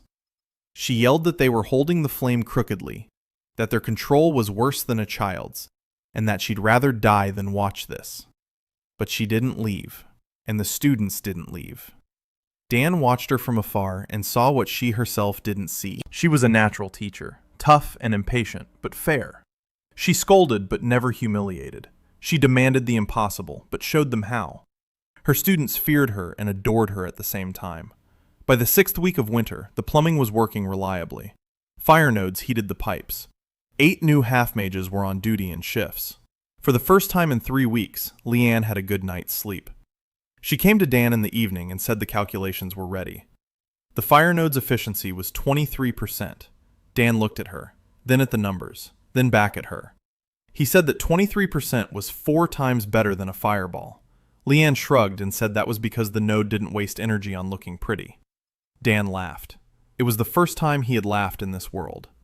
In the 7th week of winter, a detachment of 40 horsemen under a silver banner bearing a black eagle rode up to the gates of New Waylin, the kingdom of Mournheaven, the north. Dan stood on the wall and looked down at them. The windbreak wall was half built by this point, 3 meters high, stone and clay. Not a fortress, but enough to keep a horseman from riding through. The detachment stopped at the gate. The standard-bearer rode forward and shouted that the embassy of King Alaric of Mournheaven was requesting an audience with Queen Celestina Waylin Arkwright. Celestine received them in her office. Dan was present as the royal architect. He stood by the wall and said nothing. The delegation was led by Count Derek Mournhaven, the king's cousin, tall, thin, haughty. Gray eyes that scanned the room with the expression of a man assessing how much it was worth. Behind him stood 2 people, the captain of the guard in full armor, and a woman, tall, a head and a half taller than the captain, broad shoulders, a scar running from her right temple to her chin, long, light brown hair pulled back into a tight braid. Not ceremonial armor, but battle armor, worn at the elbows and shoulders. A 2-handed sword on her back. Rowena Mournhaven, King Alaric's eldest daughter, Knight Commander of the Northern Army. Dan looked at her and saw what he saw on every construction site when he looked at people. Her right shoulder was slightly higher than her left, an old injury. A compensatory tilt of the torso. She moved smoothly, but Dan saw how she habitually spared her right side when turning. Count Derek spoke at length and in flowery terms. The gist was simple. King Alaric was offering Waylin an alliance. Military protection, supplies of grain and iron, trade routes through the northern passes. In return, Alaric wanted one thing. A man who builds cities in a matter of weeks. An architect. The Count did not mention a name. He spoke of a strategic resource, of how a talent of such magnitude should serve a great power, not a tiny, ruined kingdom on the backwaters of the continent. Celestina listened with a stony face. Lord Greyheart stood behind her chair, pale with anger, but remained silent. When the Count finished, Celestina replied briefly. She said that Master Dan was not her property. He was a free man. If the Count wished to offer him something, let him ask him personally. The Count turned to Dan. Dan stepped away from the wall. The Count offered him the title of Chief Architect of Mournhaven, a castle, lands, gold, 40 guildmasters under his command, and the hand of Princess Rowena in marriage. At these words, Rowena behind him flinched. Barely noticeably, but Dan noticed. Her jaw clenched. Her eyes, which had been even and calm until then, flashed with something dark. Not anger. Shame. She had been used as bait, as a commodity, as part of a deal. A knight commander, a woman with battle scars, offered as a bonus to the castle and the gold. Dan looked at the Count, then at Rowena, then back at the Count.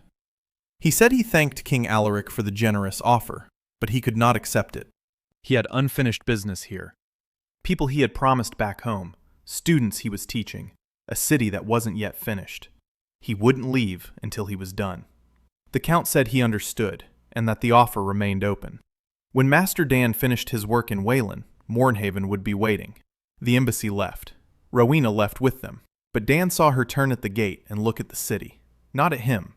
At the city. At the walls. at the smoke from the chimneys, at the people walking the streets. She looked like someone who sees something impossible. The embassy had left, but it left a heavy feeling behind. Celestina came to see Dan that evening. She sat down on a bench in the workshop and was silent for 5 minutes. Then she asked if he was leaving. Dan replied that he wouldn't. Celestina asked why. Dan said he had work. Celestina said that wasn't an answer, that Mornhaven was 10 times richer and more powerful than Waylin, that there he could build real cities instead of patching holes in a refugee camp. Dan looked at her. She sat upright and her face was calm, but her fingers were clenching the edge of her cloak so tightly that her knuckles had turned white. He replied that Mornhaven had offered him the chance to build the greatest palace on the continent, for the glory of King Alaric. He asked Celestina if she remembered what he'd said about his blueprints, that they only work when he builds for kids, not for abstract glory, not for a title, for a person, for a widow with a bad back, for a girl who couldn't read, for a queen who needs a rocking chair. Up there in Mornhaven, no one needs his house. They need his power. Those are different things. Celestina looked at him. Then she stood up. She said she had to go. She walked to the door. She stopped. Without turning around, she said the rocking chair was creaking. Dan replied that he would fix it tomorrow. She left. The following week, 2 events occurred. The first, Haldrick Stonegate returned, not with a detachment, alone, on a single horse, with a single bag of tools. He appeared at the gate at dawn and asked to be taken to his daughter. Haldrick greeted her father in silence.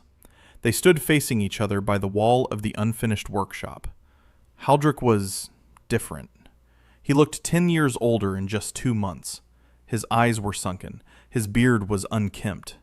He looked at the walls around him, at the houses, at the school, at the people walking by and greeting Haldra by name.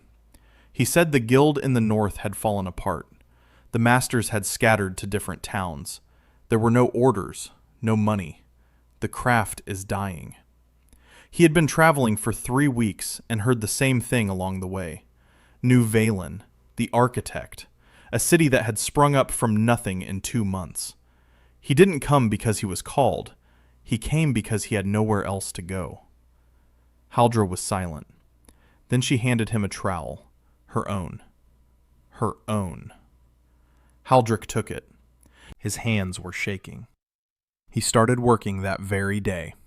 Silently. No questions, no complaints. He laid stone like a god. Dan stood and watched his work and saw 40 years of mastery in every movement. The angles were perfect. The joints were as straight as a thread. Stone to stone with no gaps. It was art. Dan approached him that evening. Haldrick was sitting alone by the fire. Dan sat down beside him. He said he needed a senior master for the academy, a man with real experience who would teach the young ones to respect stone. Not formulas and numbers, stone. Because without respect for the material, no formula works. Haldrick looked at him. Dan saw in his eyes what he had seen in the eyes of every person for whom he had built a house. Hope. Haldrick said he would think about it. Dan nodded and left. Haldrick thought about it for 1 night. In the morning, he went to the academy and taught his first class. He spoke for 2 hours about stone, about how to choose the right type of rock, how to listen to the cracks, how to feel for weak spots in a block with your fingertips. The students listened with their mouths agape. Dan sat in the back row and took notes. The second incident was quieter and more terrifying. A dead rat was found at the bottom of a well in the western part of town. Poisoned. The poison was in the water. 7 people fell ill before Dan sealed off the well. 2 children. Gregor treated them for 2 days. Everyone survived. Dan stood by the well and looked at the dead rat in Torgrim's hands. The rat wasn't real. Stuffed with straw. Hollow inside. Someone had sewn a stuffed rat, filled it with poison, and thrown it into the well. It wasn't an accident. It was an attack. Dan remembered the merchants with calluses on their palms. He remembered the notebook with the drawings. They were back. Or they'd sent someone. He went to Celestine. He told her. Her face went stiff. She summoned the captain of the guard and ordered him to step up security at the wells and warehouses. Dan added that they needed to check the water. Every day. Every well. And to put grates on all the water intakes. Fine ones, so that nothing larger than a finger could get into the water. Celestine nodded. Then she quietly asked, "Who?" Dan said he didn't know for sure. But he knew there were people who believed that his knowledge belonged only to them, and that they would rather destroy the city than let it stand. Celestina looked at him, and for the first time, genuine fear appeared in her eyes. Not for herself, for the city. Dan spent 2 weeks fortifying the city. Not against the army, against those who operate quietly. Grates over the wells, night patrols along the water mains, checking all food supplies. A list of residents with names and faces. M kept the registry. 23,000 names. She knew everyone. Dan knew everyone. They checked the lists every evening. A new person had appeared in the city. Didn't stay with anyone. Didn't sign up for a work crew. Didn't show up for food distribution. So a stranger. So attention. It was exhausting and paranoid and necessary. 3 days after the poisoning of the well, Rowena Mornhaven returned. Alone. No entourage, no banner. On a single horse, wearing a simple traveling cloak over her battle armor. A 2-handed sword on her back. She rode up to the gate and asked for an audience with Master Dan. Not with the Queen, with Dan. A guard ran to fetch him. Dan came out to the gate. Rowena dismounted. She was half a head taller than him by half a head. The scar on her face was white and thin. Her eyes were calm, but something heavy burned deep within them. She said she had come alone, that she had refused her father's mission, that she had written him a letter informing him she would no longer be his tool, that she was a knight, not a commodity at auction. She asked to be taken into service, not as a spy, not as a bride, as a warrior. Dan looked up at her. Then he asked what kind of service she wanted. Rowena replied that she was a commander. She knew how to organize a defense, set up sentries, train the militia. His city had beautiful walls, but behind them there wasn't a single soldier who knew how to defend them. Dan thought for 10 seconds. She was right. He had built the walls, but had no idea how to defend them. He was a builder, not a commander. He said he would take her on, but on one condition. She would serve Waylin, not him personally. She would report to the Queen, and if Celestina told her to leave, she would leave. Rowena nodded. She went to see Celestina that very hour. She returned 2 hours later in a new cloak with the Waylin coat of arms on the shoulder. Celestina accepted her. Rowena got to work immediately. She inspected the wall. She inspected the gates. She inspected the layout of the houses within the perimeter. Then she went to Dan with a list of problems. The wall is too low for defense. The gates have no locks. There were no watchtowers. The streets were straight and long, allowing a mounted unit to ride through the entire city without stopping. There was not a single shelter for civilians in case of a breach. Dan listened and nodded. Every point was true. He had built the city for life, not for war. But war seemed to be coming to him on its own. He told Rowena that he would rebuild the gates and add towers, but he wouldn't turn the city into a fortress. People had come here to live, not to hide behind walls. Rowena looked at him and said that the dead don't live.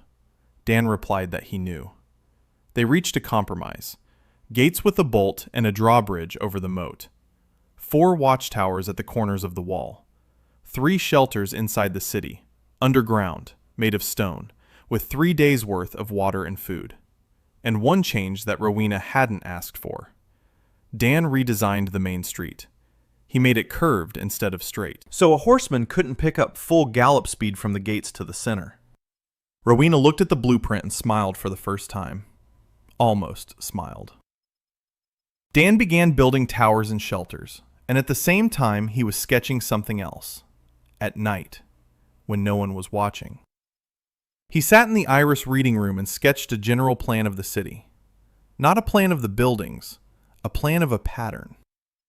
Every house, every wall, every street, every well, every cobblestone was part of a single drawing. A huge one, a complex one. A drawing he could only see as a whole. The streets were lines, the intersections were nodes, walls were contours, wells were points of power. It was a resonant pattern. The same principle that had worked on a small scale when he was drawing the house for the widow Martha, only on the scale of an entire city. Dan didn't know if it would work. He didn't know if his understanding would be enough to weave 23,000 intentions into a single pattern. But he drew, every night, line by line, house by house.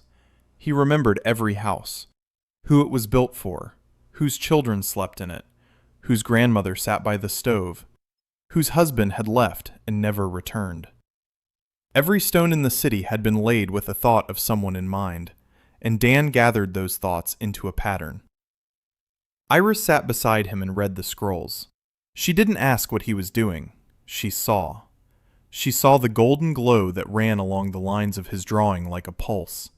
She saw how the pencil compass trembled in his fingers. She saw how he would sometimes stop and close his eyes and move his lips, whispering someone's name before drawing the next line. She remained silent and kept his secret. In the 9th week of winter, Dan did something for Rowena. She trained every morning on the behind the barracks, alone, with a two-handed sword. Dan watched her for 3 days. He saw her wince with every swing of her right hand, an old shoulder injury. The training ground was mud trampled into the stones. Every fall reverberated through her joints. On the 4th day, Dan led her to a new building next to the barracks. Small, stone walls, high ceiling. But the floor was different. Not stone, not wood.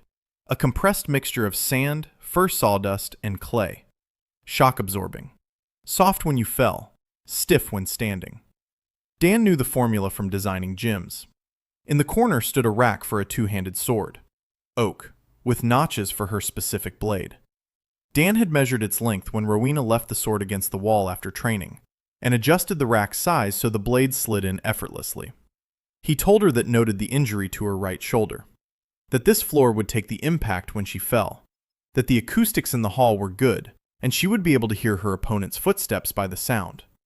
Rowena stood in the doorway. She looked at the floor, at the sword rack, at the walls. She was silent for 30 seconds. Dan saw the muscle in her jaw twitch. She turned and left. She didn't say a word. Dan thought he'd made a mistake, that he'd crossed the line, that a knight commander didn't need a civilian's concern. A week later, Rowena wrote a second letter to her father. In it, she announced that she was entering permanent service with Queen Celestine Waylin Arkwright, and that she would not be returning to Mournheaven. She didn't explain why. But Dan noticed that every morning in the training hall, heavy footprints appeared on the floor. She came before dawn, trained alone, and left her sword on the rack he had made for her. Winter was well past its midpoint. The city was alive. The academy was in session.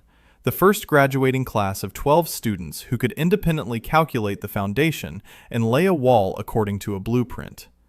Haldrick led the practical classes and didn't complain. Haldra oversaw the construction of new residential buildings, real houses, not barracks. Dan began to fulfill his promise.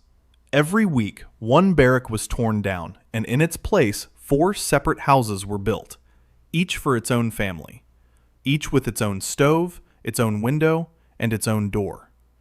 Leanne had brought the efficiency of the fire nodes up to 31% and walked around town with the look of someone about to conquer the world. Was solving cubic equations and preparing to become the first math teacher in the history of Waylin. Iris found 14 more scrolls with Matthew Rayburn's blueprints and was compiling a catalog. Rowena had trained a militia of 120 men and conducted the first city defense drills. Dan stood on the tower and watched it all. The city that 3 months ago had been a dirty plain, the people who 3 months ago had been refugees without hope, the women standing beside him not because he had called them, but because he had built for each of them something they'd never had, a place where they could be themselves. He pulled a pencil from his pocket, twirled it between his fingers. The pencil was warm, always warm in this world, like the stones he laid in the walls, like the walls he built for people.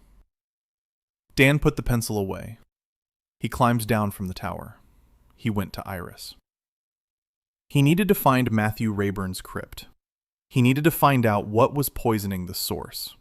Because if the source died, the walls he had built would die too, and the city would die along with them. And he couldn't let that happen. The expedition to the ruins of the old capital began in the 10th week of winter. Dan took Haldra and Iris with him, along with 4 soldiers from Rowena's militia. Rowena wanted to go herself, but Dan asked her to stay. The city couldn't be left without a defense commander, especially after the well had been poisoned. Rowena clenched her jaw and nodded. She knew he was right. Leanne wanted to go too. Dan said someone had to watch over the fire nodes. Leanne replied that her students could handle it. Dan said no, that 3 of the 8 students still couldn't hold the flame steadily, and that if the temperature dropped another 10 degrees, the water pipes would freeze solid in an hour. Leanne cursed in 2 languages. Then she fell silent. Then she shoved a food parcel into his hands and told him not to dare freeze. Dan stashed the parcel in his bag and set off. The journey to the ruins took a day. The old capital of Waylin lay 20 leagues to the south. It had once been a city of 100,000 inhabitants. White walls, tall towers, bridges across 3 rivers. Now it was a pit. The earthquake hadn't just destroyed the city. The ground beneath it had sunk, as if something had sucked the support from under the foundations, and entire neighborhoods had sunk 10, 20, and 30 meters. Dan stood at the edge of the sinkhole and looked down. Debris from the walls jutted out of the ground like broken bones. Roofs lay on their sides. The streets had turned into cracks. He saw the remains of the water pipes. Clay pipes hung from the cliffs like the roots of an uprooted tree. He saw fragments of mosaic on the walls of the collapsed building. Blue and gold. Lapis lazuli ceramics. People lived here who drank from those very blue cups. Here Celestina's father sat on the throne. Here he perished. Haldra stood beside him and said nothing. Her face was gray. She had grown up in this city. Her brothers had died here. Dan placed his hand on her shoulder. She did not pull away. Iris was already making her way path to the ruins. She had been here 143 times and knew every trail. She led them to the eastern edge of the chasm, where the slope was gentle and they could descend on foot. The descent took 2 hours. The ruins were unstable. Stones crumbled beneath their feet. The walls stood crooked and could collapse from a jolt. Dan walked, assessing every structure around him. A professional habit. That wall will stand for another year. This one will collapse with the next rain. That arch will hold a person's weight. This one won't. He led the group along safe routes and never made a mistake. Iris led them to the entrance to the underground level. A staircase leading down. Stone. Wide. The walls were covered in carvings. Dan stopped and looked at the carvings. His breath caught. He recognized the patterns. Not local patterns. Geometric. Arcs. Spirals. Parabolas. The golden ratio inscribed into the stone panels. Matthew had drawn this, or someone who understood the same mathematics. They descended the stairs for 10 minutes. The air grew warmer. Not from the fire, from the walls themselves. The stone here was alive. Dan could feel it. It pulsed, weakly, barely perceptibly, like a sick person's heartbeat. The staircase led them into a long corridor. The ceiling was 3 men tall. The walls were smooth as glass. Centuries of dust lay on the floor. Iris led them down the corridor to a heavy door. Stone. No lock. No handle. No hinges. A monolith. A symbol was carved into the door. Dan stepped closer and looked. A triangle inscribed in a circle. 3 lines from the vertices of the triangle intersecting at the center. The three-hinge theorem, the basic structure of an arch. Any structural engineer would recognize it at a glance. Anyone who isn't an engineer would just see a drawing. Dan placed his palm on the center of the intersection of the lines. The stone beneath his hand grew warm, then hot. Then the door hummed softly and began to slide aside. It opened. Haljar recoiled. The soldiers grabbed their swords. Iris stood calmly. She looked at Dan with the expression of someone who had just received confirmation of a theory she had been working on for 20 years. Behind the door was a room. Small, stone walls, a stone table. Scrolls and tools lay on the table. Dan entered first. The walls glowed with a soft golden light. Like his blueprints. Like the walls of the houses he had built. The room recognized him. Or recognized in him the one who had been here before him. 3 items lay on the table. A roll of blueprints tied with a leather cord, a steel compass, and a sealed envelope made of a strange material resembling waxed paper. One word on the envelope, in English: to the heir. Dan picked up the envelope. His hands didn't tremble. He was surprised by that. He opened it. Inside was a sheet of paper, thick paper, handwritten text.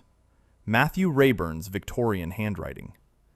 Matthew wrote that if Dan had made it this far, it meant he already knew about the source, about the fact that the source is dying. Matthew had found the cause. Beneath the continent, at the source's deepest point, there was something. Not a human, not a beast, not a spirit. A construct. Ancient. Older than the architects. Older than humans. A parasitic structure that embedded itself in the source thousands of years ago and is slowly sucking the life out of it. It is not evil. It has no will. It simply feeds, like mold on a wall. But it is killing the world. Matthew tried to reach it. He didn't make it. He was found by someone who knew about the structure and was protecting it. Not the Crimson Order. Someone older. Someone who feeds the structure intentionally. Because the structure gives him power in exchange for the world's magic. Matthew never found out who it was, but he left behind blueprints. Blueprints for how to reach the structure, and blueprints for how to destroy it. Not with magic, with engineering. The structure can be destroyed if you deprive it of its structural support, if you remove the load-bearing elements, if you do what an engineer does best. Calculate the load and remove exactly those stones that hold up everything else. Dan folded the letter. He took the roll of blueprints. He took Matthew's compass, heavy, steel, Victorian craftsmanship, an engraving on the handle, M.R. 1871.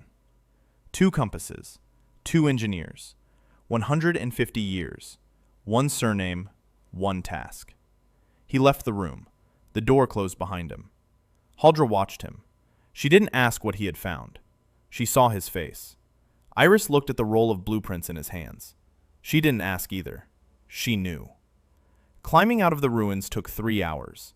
A surprise awaited them on the surface. 2 of the 4 soldiers who had remained above stood with their swords drawn. The 3rd lay on the ground with an arrow in his shoulder. The 4th stood over him with a shield. There were tracks in the snow all around. Lots of tracks. 10 or 12 people. They came and left. Quickly. Professionally. They fired once. They hit their mark. And they retreated. It was a warning. Dan examined the arrow. Black shaft. Crimson fletching. A symbol on the tip. A hammer smashing a tower. The Crimson Order. They knew Dan had gone to the ruins. They were watching. And they let him know they were watching. Dan pulled the arrow from the soldier's shoulder. The soldier was young and pale with pain, but he said nothing. Dan bandaged the wound with a piece of fabric from his jacket. They headed back. Quickly. The next morning, they were in New Waylin. Dan hadn't slept a wink on the way. He held the M under his jacket and thought. A parasitic structure. Load-bearing elements. Structural support. It was an engineering problem. The most complex he had ever seen. But it was an engineering problem. Not magic. Not military. Engineering. and he was an engineer. Dan returned to the city and didn't leave the reading room for 3 days. He spread Matthew's blueprints out on the table and studied them hour after hour. Matthew was a genius. His blueprints were precise and detailed, even though he had worked without modern tools or materials. A map of the underground caves beneath the continent. A diagram of the flow of magical energy from the source to the surface. A structural analysis of the parasitic structure. Dan read and recognized familiar principles. The parasite structure functioned as an inverted foundation. It didn't support anything from above. It pulled something from below. A network of stone veins radiated from a central point deep within the earth toward the surface, like the roots of a tree, only in reverse. The roots drew magic from the source upward and dissipated it, turned it into nothing. The source was weakening with each passing year. Matthew calculated that at the current rate of depletion, the source would be completely exhausted in 200 years. Matthew wrote this 150 years ago. That means 50 years remain, maybe less. The catastrophe of the towers 3 centuries ago was the first symptom. The parasite structure had reached critical mass, and the magic weakened sharply. The towers, which stood upon the ancient magic of the architects, lost their footing and collapsed. Not all of them. Those standing farthest from the parasite's central veins survived. Matthew marked the collapse sites and the surviving structures on the map. The picture was clear. The closer to the center, the greater the destruction. Waylin was close to the center. Too close. The earthquake 6 months ago that destroyed the capital. Dan looked at the map and his blood ran cold. It wasn't a natural earthquake. It was the convulsion of a dying source. The parasite had reached the veins directly beneath Waylin and sucked them dry. The ground had sunk. The city collapsed. 10,000 dead. Celestina's father, the Halder brothers, Im's parents. None of them had died from a natural disaster. They had died from a parasite that someone had been feeding and protecting for thousands of years. On the 4th day, Dan called a council meeting. Celestina, Rowena, Haldra, Leanne, Iris, Haldrick. Im sat in the corner with a clipboard, taking notes. Dan spread a map out on the table and told them everything. About Matthew Rabburn, about the source, about the parasitic structure, about 50 years until the magic is completely depleted, about the fact that the earthquake wasn't accidental. The room was silent. Celestina sat motionless. Her face was as white as chalk. Haldrick was breathing heavily, and his huge hands were clenching the edge of the table. Leanne stood against the wall, and the fire in her palms pulsed on its own, reacting to her emotions. Rowena stared at the map, with the expression of a soldier assessing the battlefield. Iris nodded, because she had known all this for several weeks already. Haldrick was silent. Her face was stony. She was looking at the spot on the map where the old capital, where her brothers had died.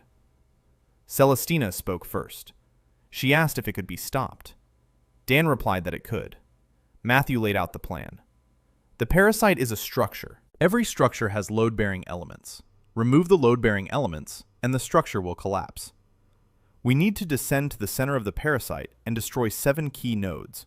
7 points where the stone veins converge and upon which the entire network rests. Rowena asked where these points were. Dan pointed them on the map. Deep. Very deep. The shallowest is 200 meters below the surface. The deepest is 1 kilometer down. You can get there through a cave system that Matthew has partially mapped. Leanne asked what kind of nodes they were, what they looked like. Dan replied that he didn't know for sure. Matthew described them as irregularly shaped stone structures, large, several times the height of a person. To destroy them, you need to remove certain stones in a specific sequence, like dismantling an arch. You remove the keystone, and the arch collapses on its own. Only here, there are 7 keystones, each in its own knot. Haldrick said this was a mason's job. To dismantle the structure. To remove the right stone without bringing the whole thing crashing down on your head. He'd done it dozens of times while demolishing old buildings. Dan looked at him. Haldrick looked at Dan. And for the first time ever, he nodded to him as an equal.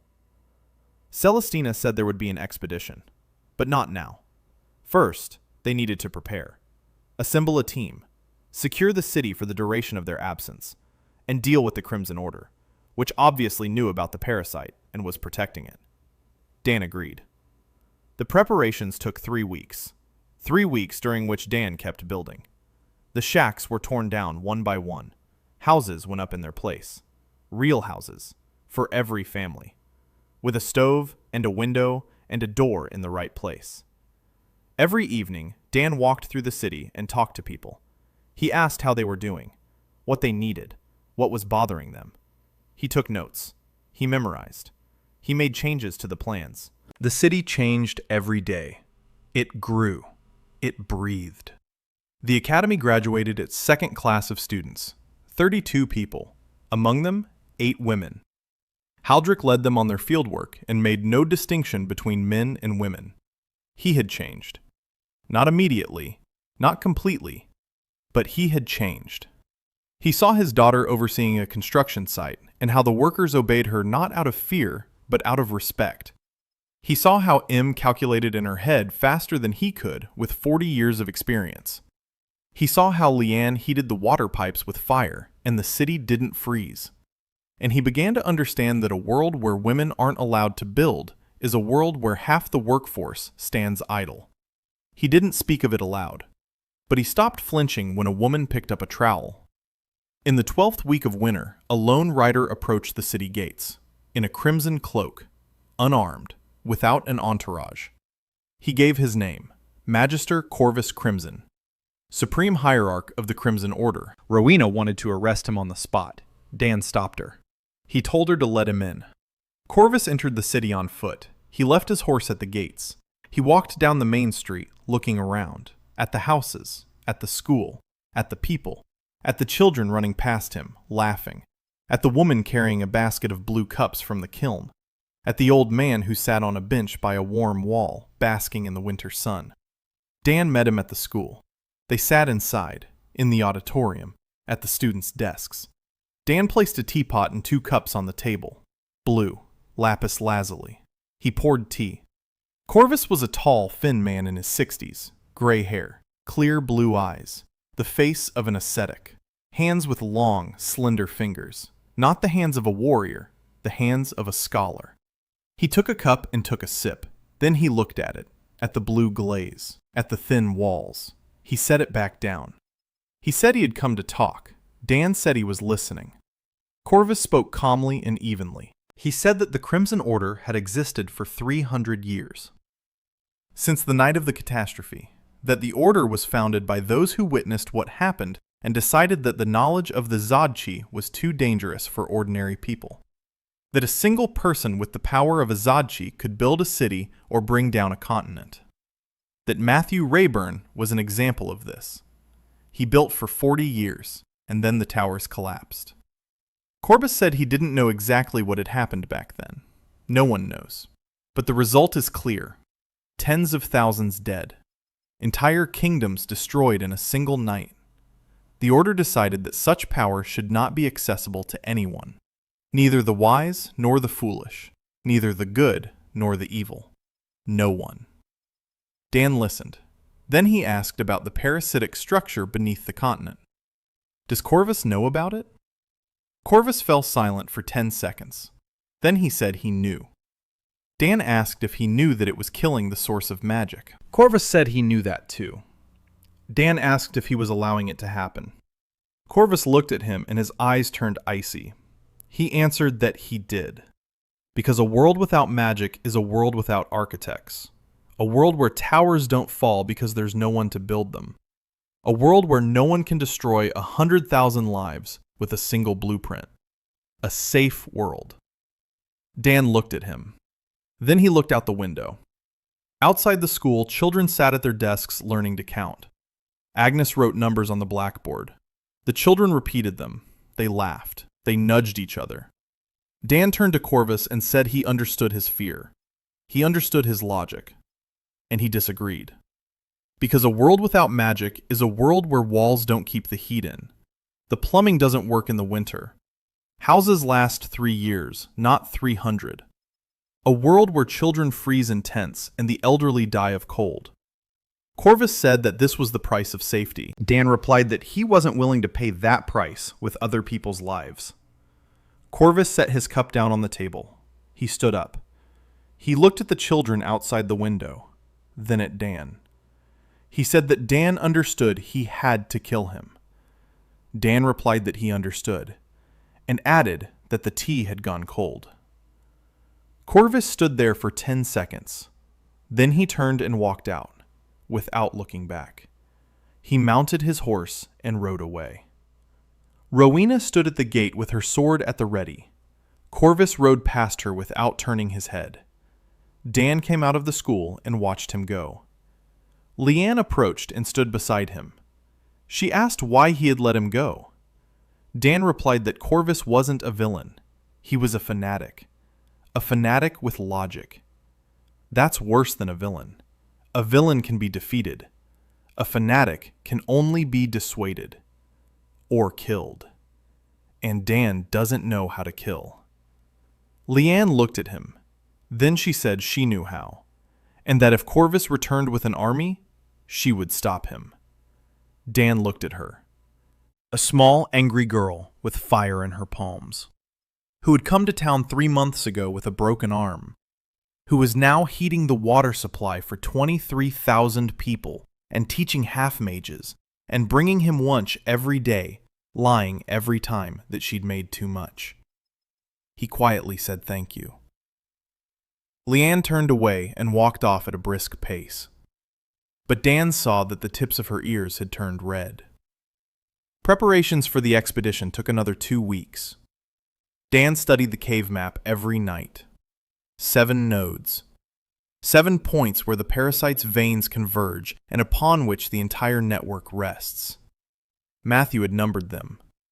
Nodes 1, 2, and 3 were the shallowest, 200 meters below the surface, accessible through caves on the southern slope of the mountains west of Waylin. Nodes 4 and 5 were deeper, 400 meters, accessed through a crevice near the old capital. Nodes 6 and 7 are a kilometer underground. Access is unknown. Matthew didn't make it that far. Dan decided to start with the top 3 nodes. Reconnaissance. Testing the theory.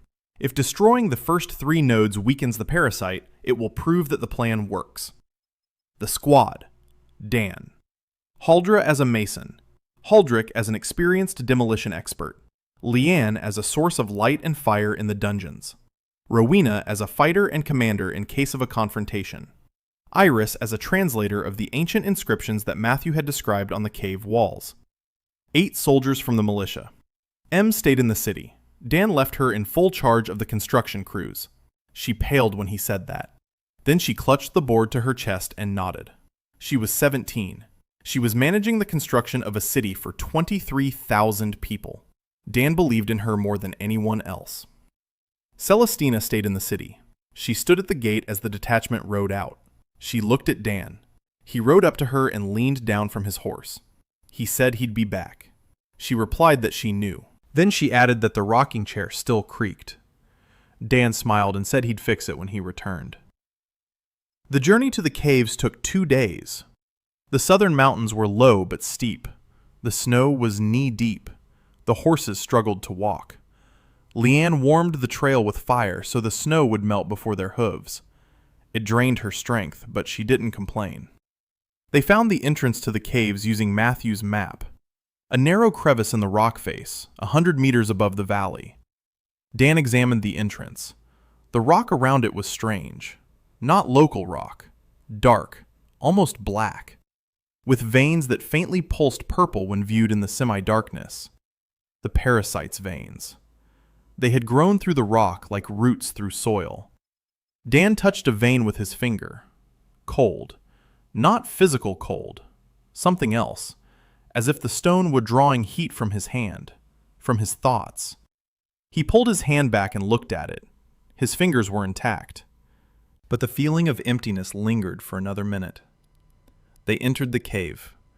Leanne lit a fire in her left palm. Her right hand was free for combat. The light from her flame reflected off the walls and ceiling. The cave was wide, about 10 meters across. The ceiling was high. The air was dry and warm. too warm for an underground passage in winter. A parasite. It was warming the stone around itself, feeding on the source's warmth and scattering it aimlessly. They walked for an hour. The corridor wound and split. Dan checked Matthew's map at every turn. The map was accurate. Matthew had been here dozens of times. He knew every stone. Inscriptions appeared on the walls, ancient ones, in a language that was neither Assyrian nor English. Iris stopped at each inscription and quickly translated it. Warnings. Do not enter. Do not touch. Sacred ground. Forbidden depths. Someone thousands of years ago knew about the parasite and tried to keep people away. After 2 hours of walking, they reached the first node. Dan stopped and froze. The node was enormous, a chamber the size of a cathedral. The ceiling was lost in the darkness, and in the center of the chamber stood a structure, not natural, not man-made, something in between. An interweaving of stone veins as thick as a human body. They converged at a single point in the center of the chamber, like the ribs of an umbrella converging at the handle. The point of convergence pulsed with a dim violet light. A hum emanated from it. Low, on the verge of audibility. Dan felt it not with his ears, but with his ribs. Haldrick stepped closer. He examined the structure with a professional eye. A mason with 40 years of experience looked at the interlacing veins, and Dan saw the same calculation at work in his eyes as was at work in Dan's own mind. Load, support, keystone. Haldrick walked around the structure. He touched 3 joints. He tapped them. Then he turned to Dan and pointed to a single spot. Right here. If you remove this stone, the whole thing will crumble. Dan looked. He checked Matthew's blueprint. Matthew pointed to the same spot. 2 stonemasons, separated by 150 years, saw the same thing. Haldrick picked up a chisel and a hammer. He looked at Dan. Dan nodded. Haldrick struck, precisely, hard, in the right spot. The stone cracked. A second blow. The crack ran along the vein.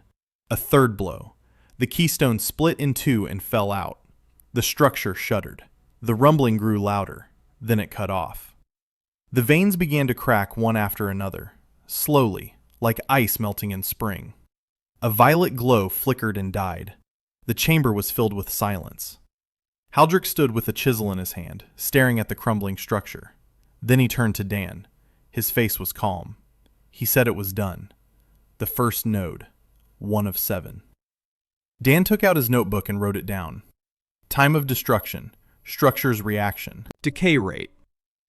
All of this would be useful for the next nodes. They moved on to the second node. They found it an hour later.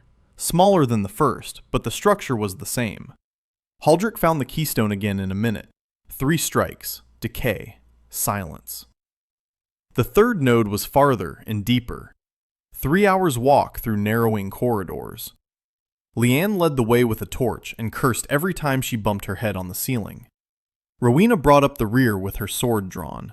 Her eyes had adjusted to the darkness, and she could see farther than the rest. The third node proved to be a problem. The chamber was flooded, water up to their waists, cold, black. The structure stood in the water, and the passages led deeper. The keystone was underwater. Haldrick looked at Dan. Dan looked at Leanne. Leanne understood without words. She raised both hands and directed the fire into the water, not to boil it, to vaporize it. A focused stream of heat. The water began to recede, slowly. Steam filled the chamber. It grew hot. Leanne stood knee-deep in hot water and held the fire for 20 minutes. Her face was wet with sweat and steam. Her hands trembled. They returned to the city, and Dan gave the people a rest. 3 days. Leanne regained her strength and slept 14 hours a day. Haldrick sharpened tools and said nothing. Rowena trained in the gym with the shock-absorbing floor and chopped wooden dummies into splinters. Iris translated the inscriptions she had copied from the cave walls. Haldra oversaw the construction in Dan's absence and didn't let a single glitch happen. M managed the crews so well that Dan didn't find a single error in the calculations when he checked. The city ran without him. It was the best proof that his method worked. Knowledge had been passed on. People had learned. The system did not depend on a single person. On the fourth day, news arrived. A messenger from the merchants on the west coast. 3 armies of King Alaric Mornhaven had left the northern fortresses and were moving south, toward Waylin. 15,000 soldiers, cavalry, infantry, siege engines. Alaric had decided not to wait. His daughter had defected to the enemy. His proposal had been rejected. His pride had been wounded. And the architect was still in Waylin. Alaric wanted to take him, or destroy him. Rowena read the report and her face turned ashen. She knew her father's army. She had commanded that army for 2 years. 15,000 against Waylin's 120 militiamen. The math was simple and terrifying. Celestina convened a council. The faces were grim. Lord Greyheart proposed an evacuation, abandon the city, lead the people west to the trading cities. Dan sat silently and listened. Then he stood up. He said that no one was going anywhere. Greyheart looked at him as if he were mad. Dan walked over to the table and spread out the blueprint. The very blueprint he had been working on late into the night in the Iris reading room. A resonant pattern. Every house, every street, every wall, every well, every stone in the city. A single structure. A single organism. He said the city would defend itself. A silence hung in the air. Rowena asked how. Dan replied that he hadn't built this city as a collection of buildings. He had built it as a single structure. Every stone was laid according to the blueprint. Every blueprint carries a resonance, a concern for a specific person. If he activates the overall pattern, all these resonances will connect. The city will come alive. Like the ancient cities of the architects, cities that breathed and grew and protected their inhabitants. Haldrick asked if this had ever worked.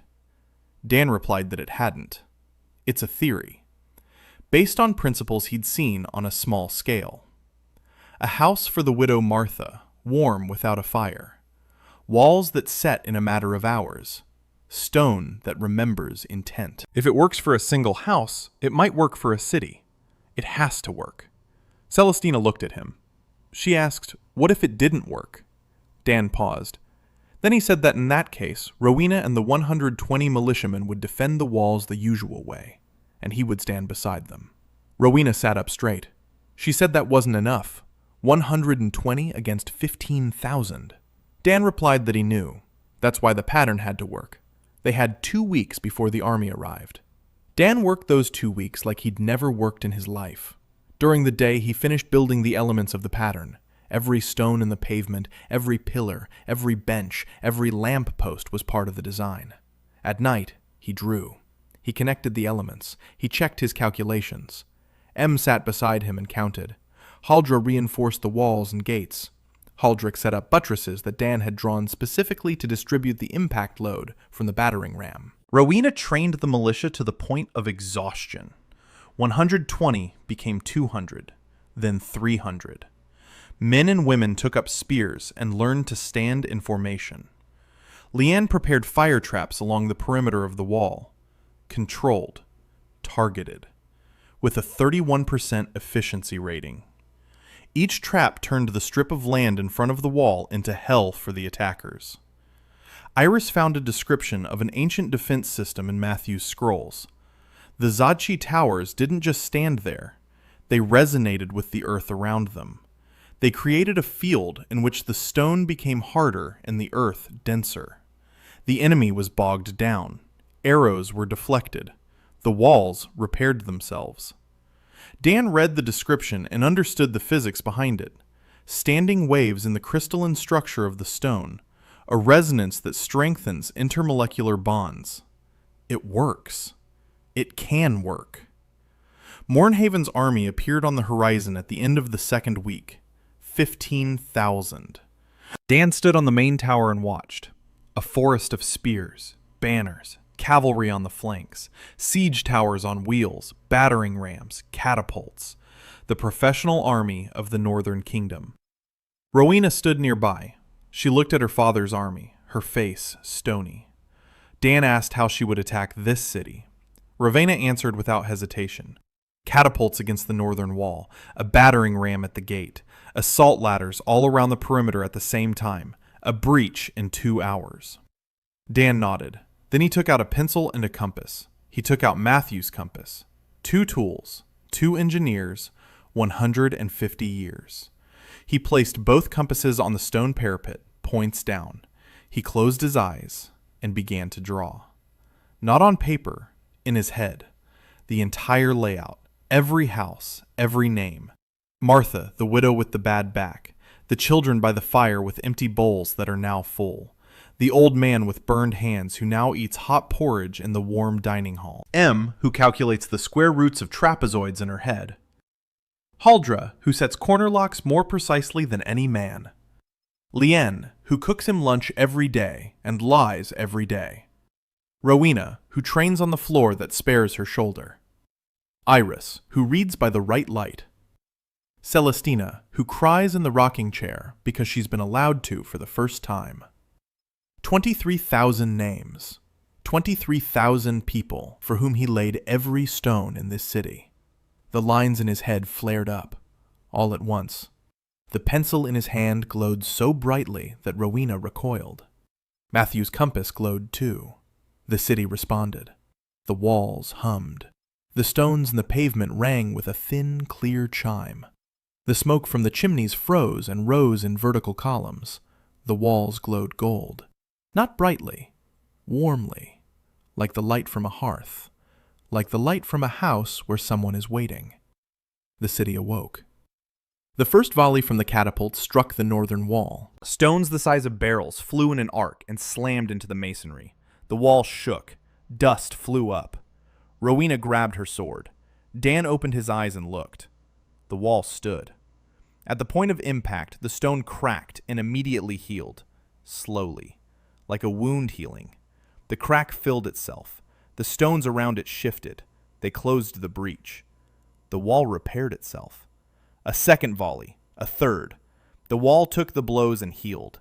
The battering rams moved toward the gate. 200 men dragged a log bound in iron. Before the wall, the ground began to change.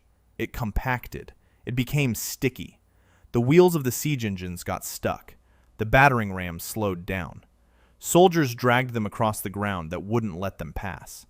Assault ladders flew toward the walls. The first one touched the stone and slipped. The wall became smooth, polished, like glass. The hooks wouldn't catch. The ropes slipped. Leanne activated the fire traps. The ground in front of the south wall flared with a strip of controlled flame. The attackers retreated. Rowena commanded the militia on the walls. Arrows flew in both directions. But the attackers' arrows were deflected. Not all of them, but enough to throw them off target. The stone resonated and created air currents that blew the light arrows off course. Dan stood on the tower with 2 compasses in his hands, holding the pattern. It was like holding 23,000 threads at once. Dan had slept for 2 days. He woke up in the room next to the workshop. The first thing he saw were 6 women. They were sitting around his cot. Celestina on a chair at the head of the bed. Leanne on the floor by the door, legs crossed and chin resting on her fist. Haldra on a bench by the wall, trowel in hand, because she had just come from the construction site. M on a stool in the corner, a board pressed to her chest. Rowena stood by the window, her back against the wall, her arms crossed over her chest. Iris sat at his desk, glasses on her nose and a scroll in front of her. Dan blinked. He looked at them. Then he sat up in bed. His body ached so much that he groaned. His head was spinning. His hands were shaking. But he was alive. And the city was alive. He asked what had become of the army. Rowena replied that Alaric had retreated 20 leagues to the north. He had set up camp. He wasn't leaving. But he wasn't attacking either. His daughter had defended the city he had tried to take. It had broken something inside him. Rowena spoke of this in an even voice, but Dan could see she was in pain. Celestina added that a letter had arrived from Alaric. He was offering a truce. On his terms. Waylin would hand over the architect, and Mournheaven would leave. Dan looked at Celestina. She looked at him. Neither of them said a word. The answer was obvious. Dan stood up. He staggered. Haldra caught him on one side, Rowena on the other. He said he could stand on his own. They wouldn't let go.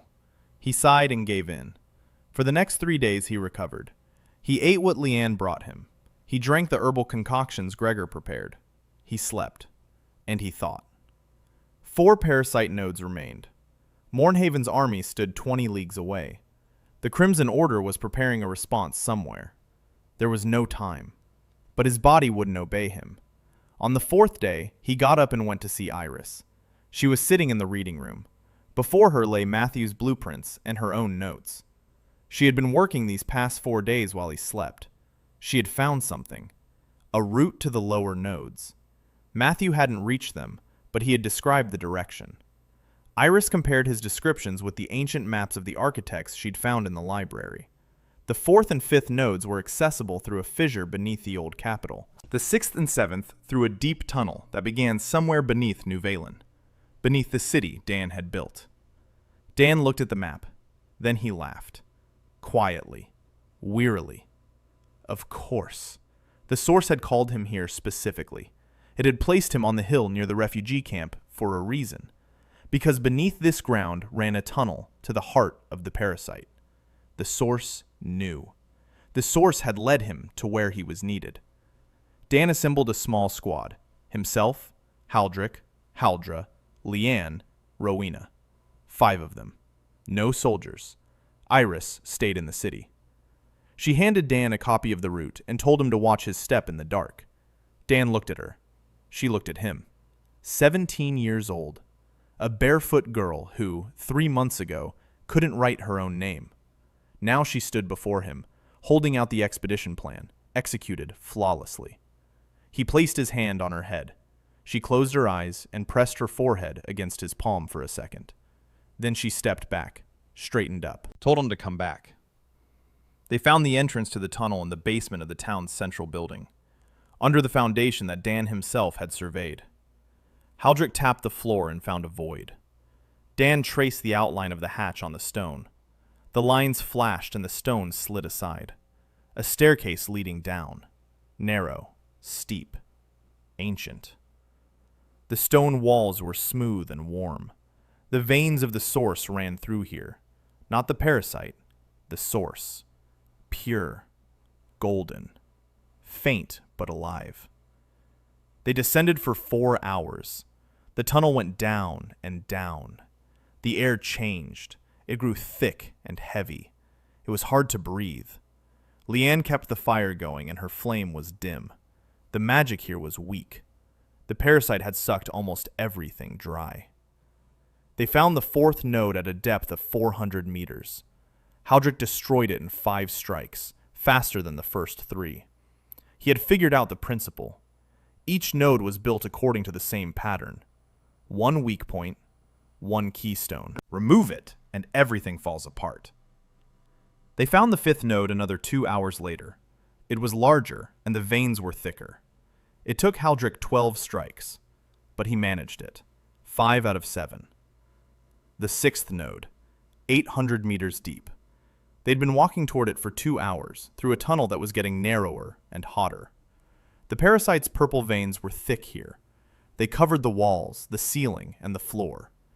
Dan walked and felt the void pulling at him. Not physically, mentally.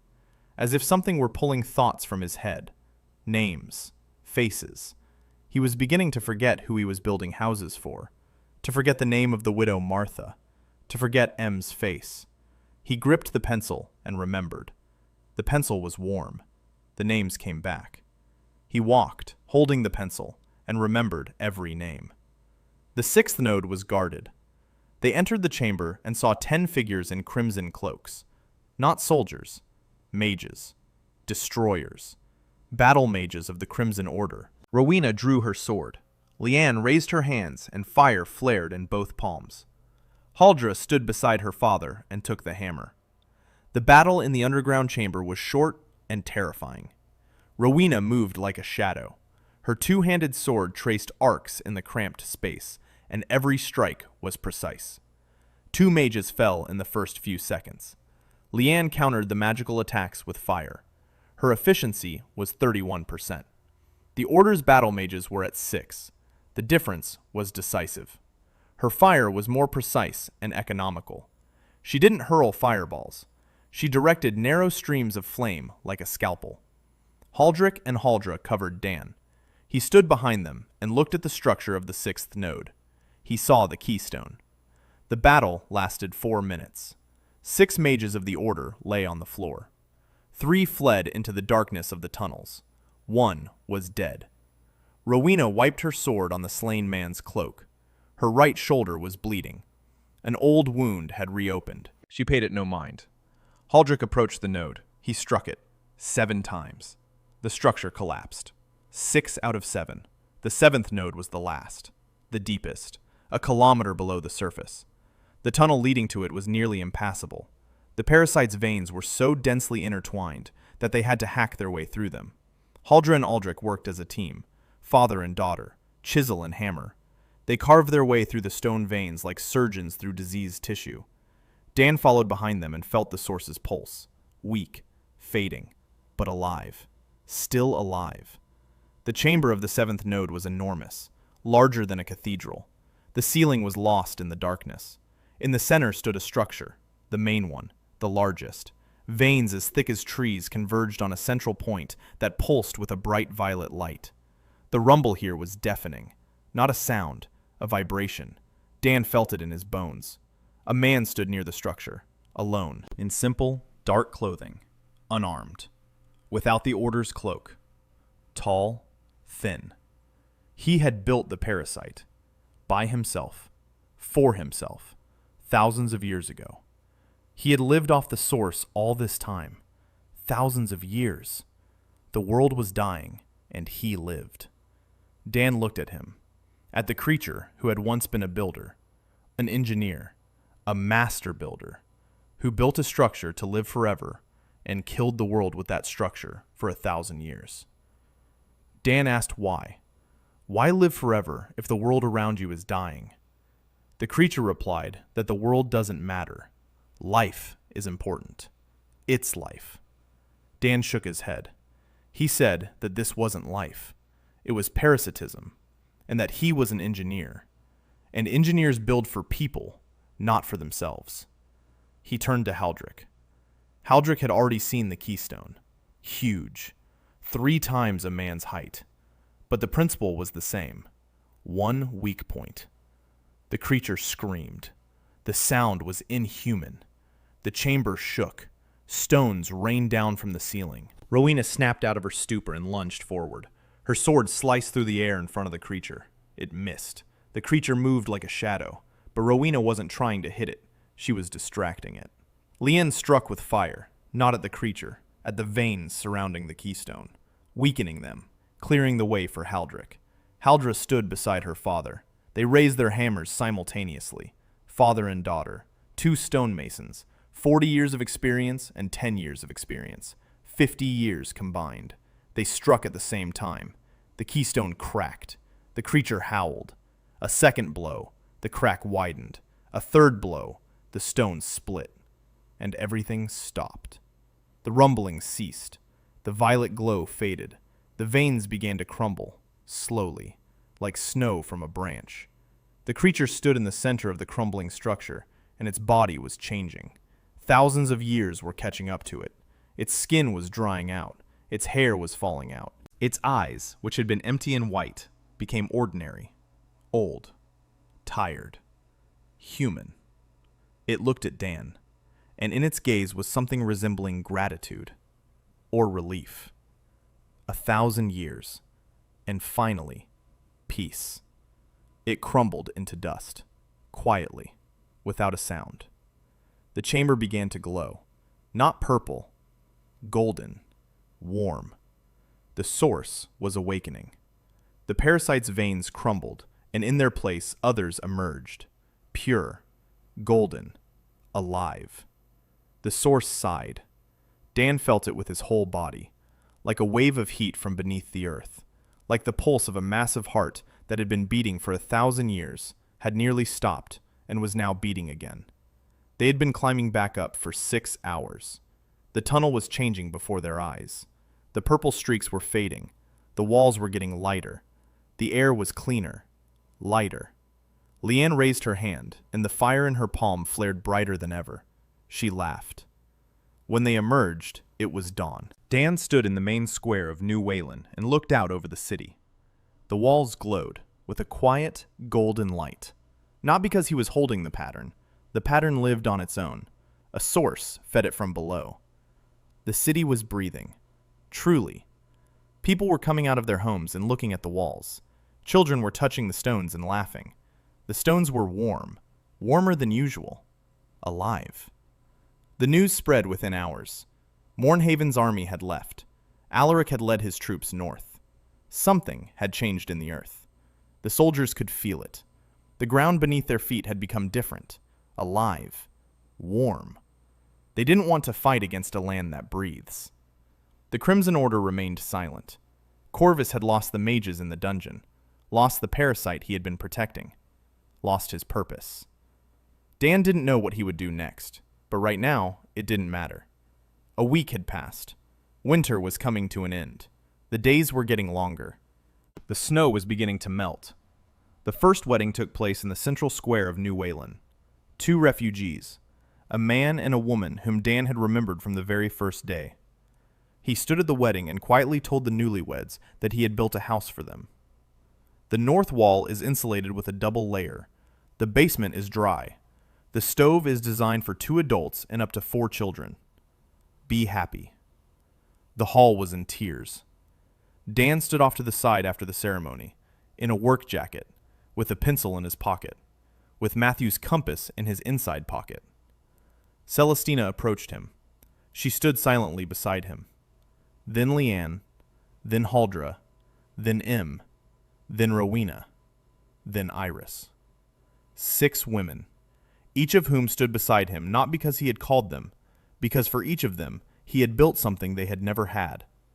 A chair in which to cry, a workshop where they needn't be afraid, a name on the door, the right light for reading, a floor that was easy on a sore shoulder, and the first acknowledgement in their lives that they were a master, not just a girl with a trowel. No one said a word. The last snow of the season was falling, wet, heavy, warm. Bells rang over the city that hadn't existed a year ago. Dan looked at his hands, chapped, calloused, with stone dust caked under his nails. A builder's hands. He looked at the city, at the people, at the 23,000 people for whom he had laid every stone, at the school where children learned to count, at the hospital where people were recovering, at the academy where new engineers were drafting their first foundations, at the walls that glowed with golden light. He said quietly to himself, "All right, so we're staying." In a distant crypt beneath the ruins of the old capital, in a room where Matthew Rayburn's scrolls once lay, new words appeared on the wall. Golden, glowing. In a language that was at once English and the language of Asterion, and the language of geometry, and the language of care. The words were simple. Welcome home.